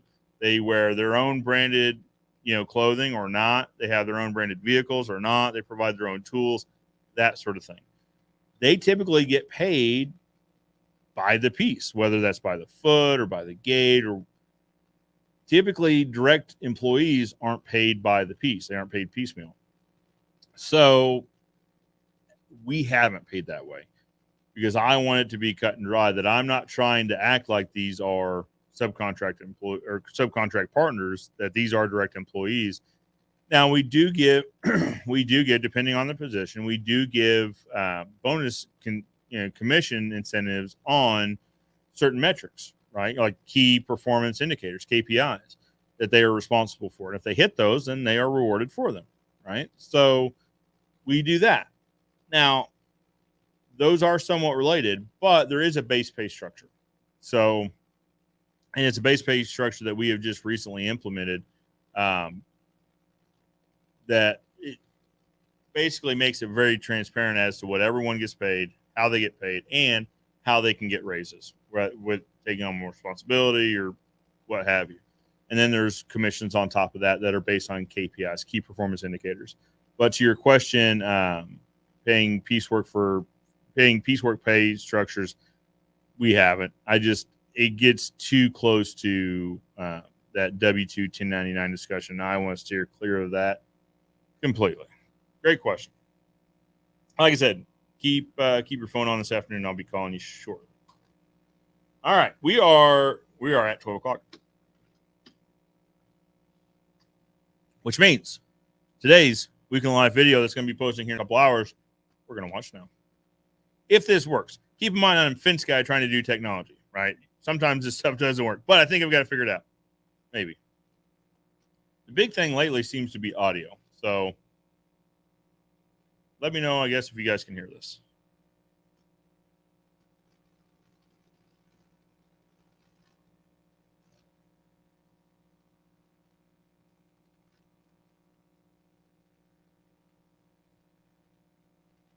No audio. What am I doing wrong with my life? All right, let's see. What do we do? All right, we're going to stop screen. We're going to share screen. Oh, I know what. Okay. We have to do Chrome tab, and then we have to do share. Okay. Yep, I'm on it. Got it. I'm remembering. Okay. We're going to share again. All right, let's restart the video. If I can find my mouse. There it is. Got it. All right. The first part's a good part, so I want you guys to catch it. Oh no, now we've got this circle. Oh my goodness, this Here we is go. really flooding. Yeah. Holy!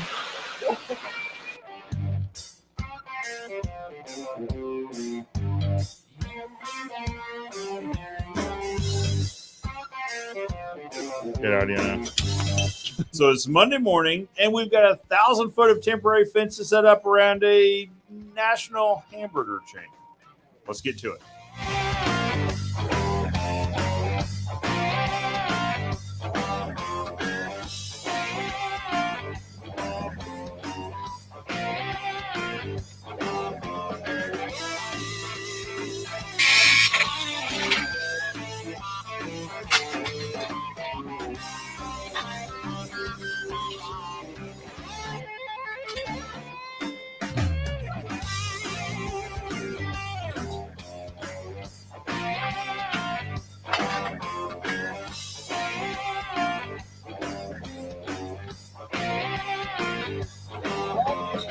I'll say this about these little Isuzu trucks. This is a Isuzu NPR. Now, Eric is very particular that you have to say Isuzu. Some people here say Isuzu. That is wrong. And Eric will absolutely tell you that it's got a Z and not an S. Eric, if you're watching, I understand. It is an Isuzu NPR. If you guys can find these trucks, this is the diesel platform. We have had great success with this truck. Now that I've said it, it's probably going to break down or something. But to date, incredible truck. We like these a lot. It's got like I think it's like a little bit over a 16-foot bed on it. It's basically like hauling around a trailer with you, but it's on one single frame, so you're not worried about turning radius and the rest of it. It also, if you notice, it also has you sitting basically on that front axle. So the turning radius on this thing is very nice. Now, the drawback is that this particular model only seats 2 people comfortably. We could put up the middle console and 3 people could fit, but we typically like to roll this thing around with 2 people in it. There's a landscape company in town that I've seen that has the quad cab version of this. I don't know if it's an Isuzu, but it's like one of these type platforms. That would probably be what we're going to look at next. I'm sold on these trucks, guys. I think this is what our fleet will look like moving forward.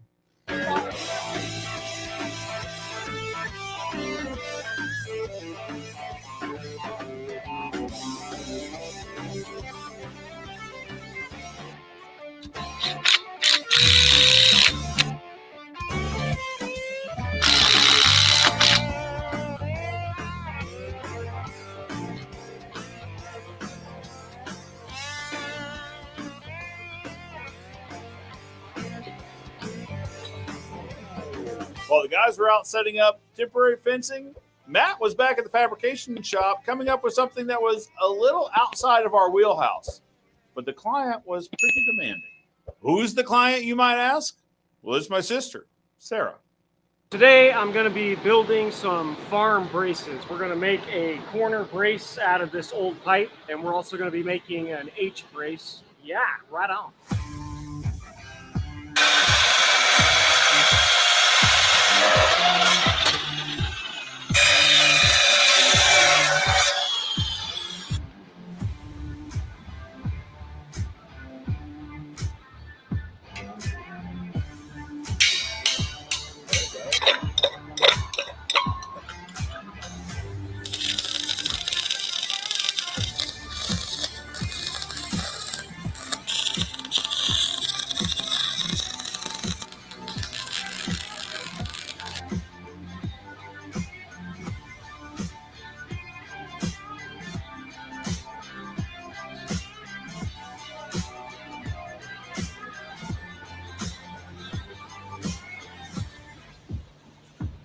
This project turned into a bit of a team affair.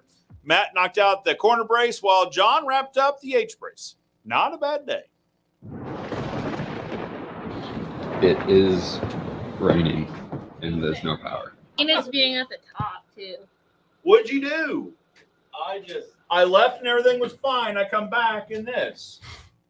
So for like the last 2 months, it's been raining. What?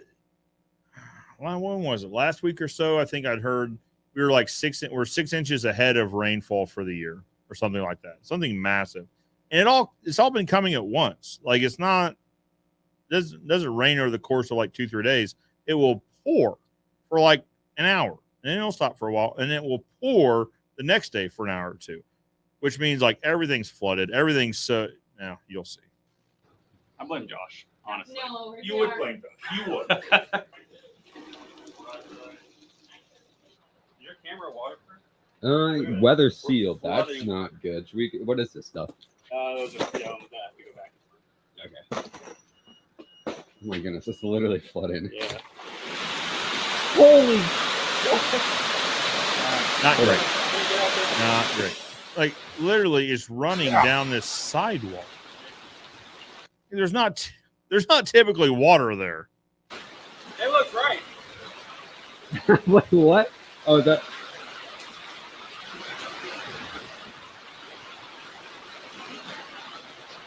So there were sandbags there because water does. So this is a water drain. Where should I point in it? That's a water drain. So we put sandbags along that bar because water does rush down the fence line to get to that drain.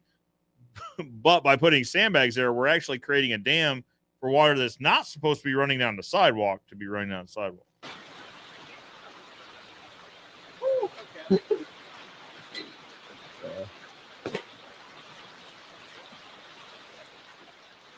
So much water. Oh, it's paper. It's not rice. Nice. It's Oh. coming from all the way up there. So it's coming from that. So that downspout typically kicks out to like a little gravel area that's right near it. The water usually absorbs into, right? Well, like I said, everything here is waterlogged.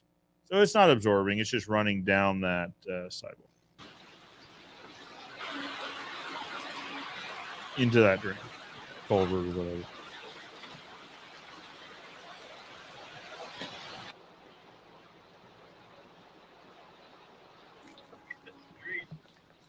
Like water is just free flowing down the street. Like it's not, obviously there's a water retainage ditch on the other side and you can see water running on the near side of the road, but there's literally just a sheet of water running down this road. God, no kidding. Yeah. Oh, because it's hitting It's hitting. So you can also hear the battery backup alarms. The power had been off for a little while and the battery backup was about to go out.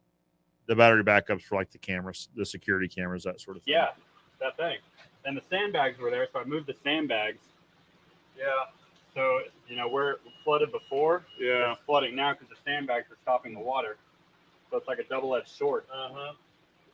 You got to move the sandbags to get the water flowing. The water's Move coming the off. sand- You might have to knock it. So much water. Matt, so you guys know Matt. Matt is our lead fabricator, is also our supervisor of building and grounds. I have since then cleaned the gutters right above there and shouldn't have that bad of a problem next time. Good thinking. Good thinking. Also, this fence is no longer here, so you'll see that in some subsequent videos. That kind of helps too.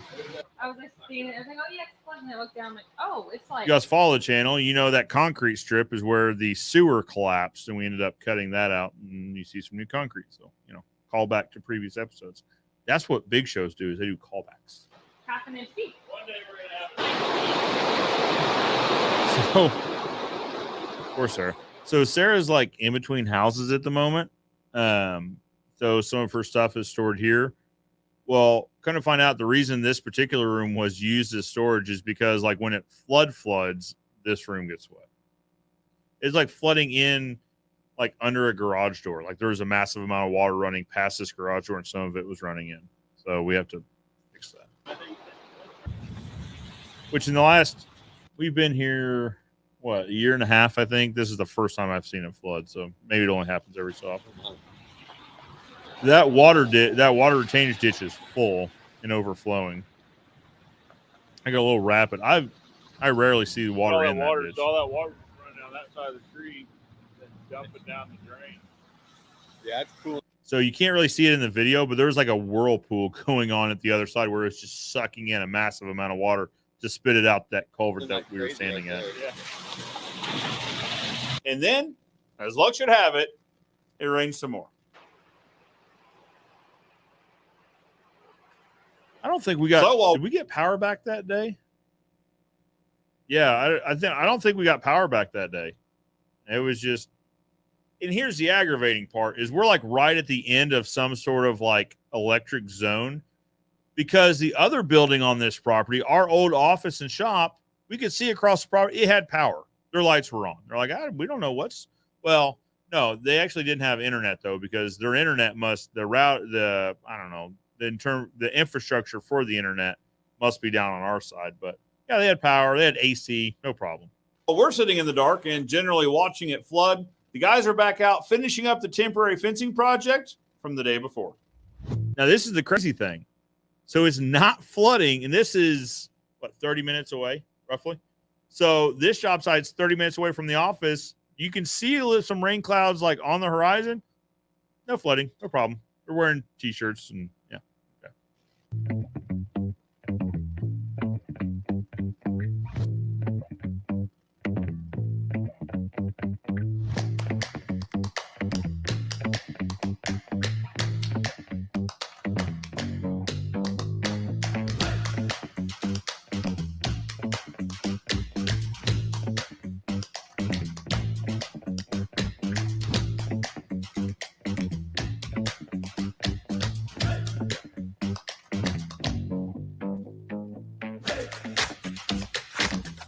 You guys were successfully able to finish up the project and head back to the office where we were still waiting for power. Now, on Friday, we had our first ever contractor appreciation day where we invited in retail and wholesale clients to break bread. We brought in some good food. We talked about the materials we offered, the different tools we had available, the services that we could offer our retail and wholesale clients. I think it went pretty great. I didn't even know the numbers were taking far in.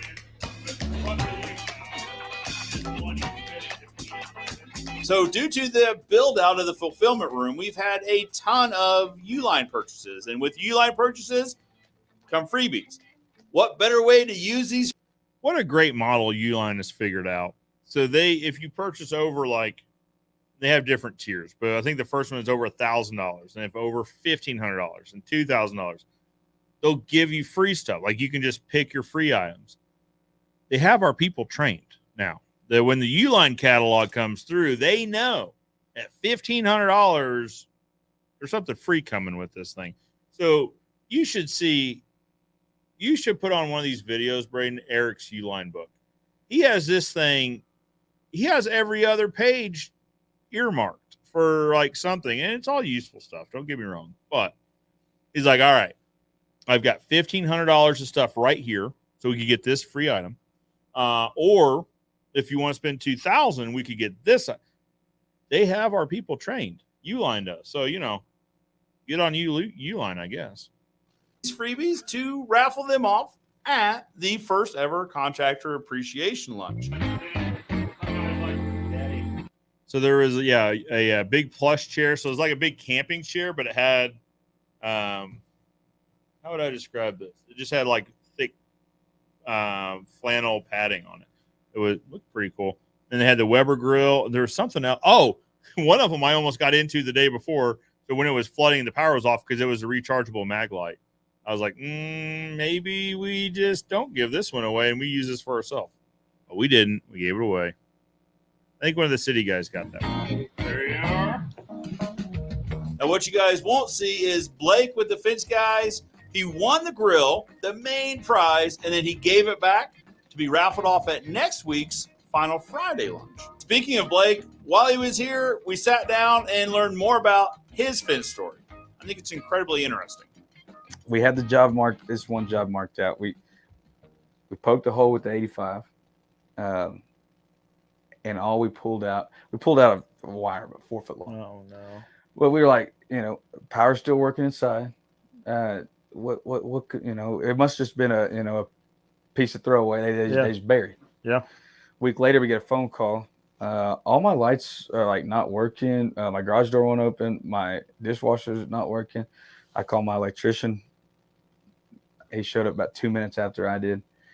Kind of find out we had just pulled the common out. You got positive, negative, common. We pulled the common out, burned all the light bulbs up, fried the motherboard on the dishwasher, and fried the motherboard on the garage door motor. Want to see the entire interview? Well, then you're going to need to subscribe and hit that notification bell so that when we upload it, YouTube will let you know. Now, let's scoot over to the stain shop where Dalton has a better idea on how to store the drying strips. All right, so thought of a solution for our drying strip predicament. Originally, they were actually in one of these orange bins right here, but the problem is they were getting kind of jumbled together. They were getting too. I don't know if we've talked about these. Have we talked about these drying strips yet? So this is a tip that I got from probably it was Caleb and Kenny. I'm fairly sure. So the problem we were having was we'd bring in a bundle of lumber into the stain shop. We'd put it up on. Actually, this is prior to the racks, but we'd bring it in and we'd stack it up. And we'd unbundle it. We'd cut the straps, but to let it kind of relax and dry. With cedar, I'm fairly fine with that.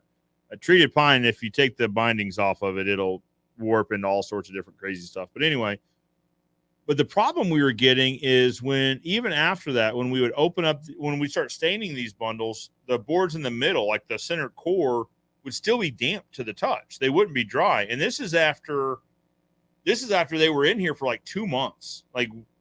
It was really crazy. So we started writing dates on them to know how long they'd been there to try to do some testing.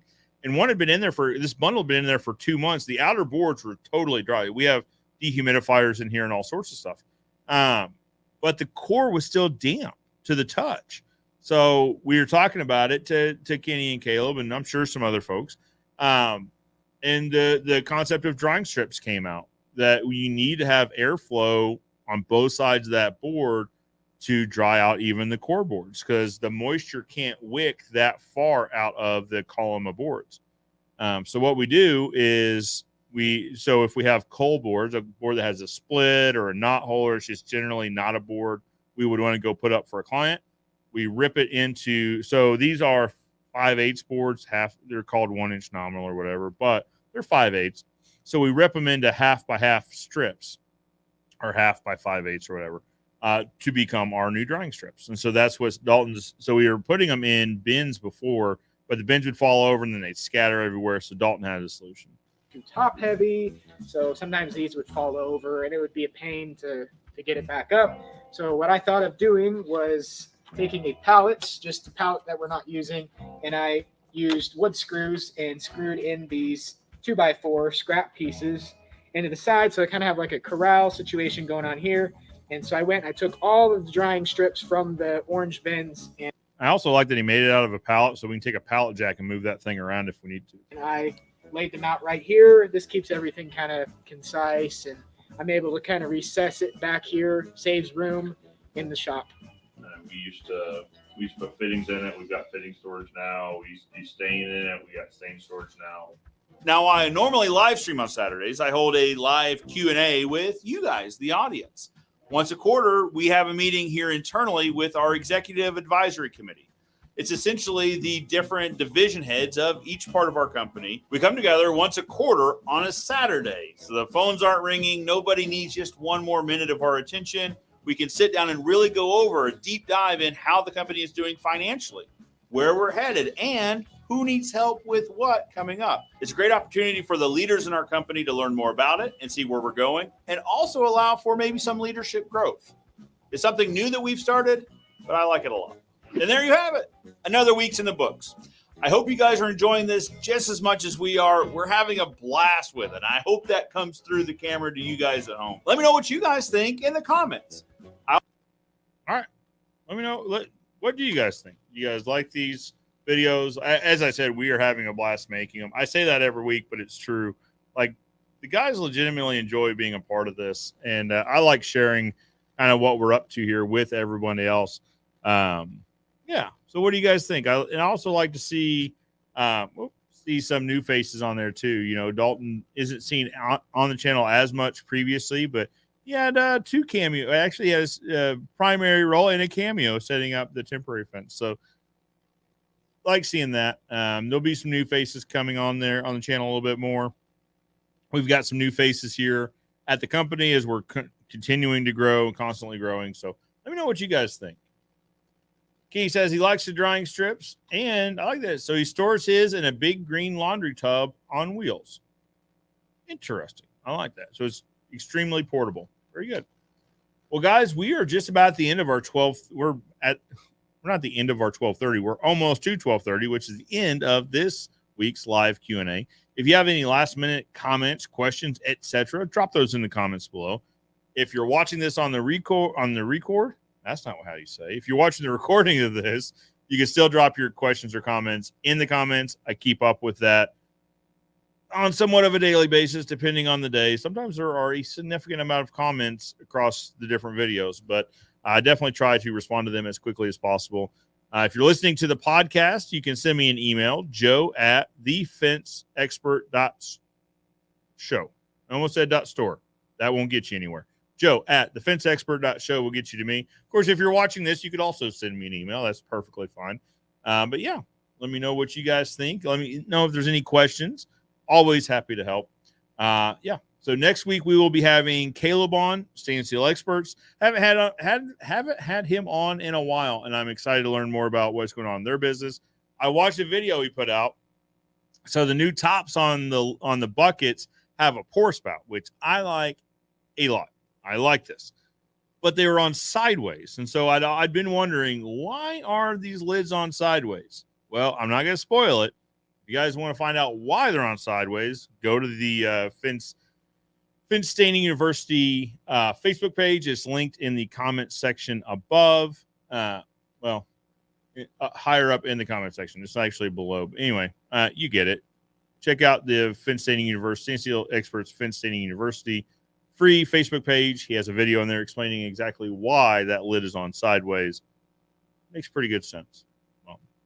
Well, guys, right here, I think we're going to call it. I don't see any new comments or questions in the comment section below, so we'll go ahead and call it a day. For now, I'm Joe Expert. Nope. Joe Everest, the fence expert, reminding you that good fences make good neighbors. And Caleb and I will see you guys next week.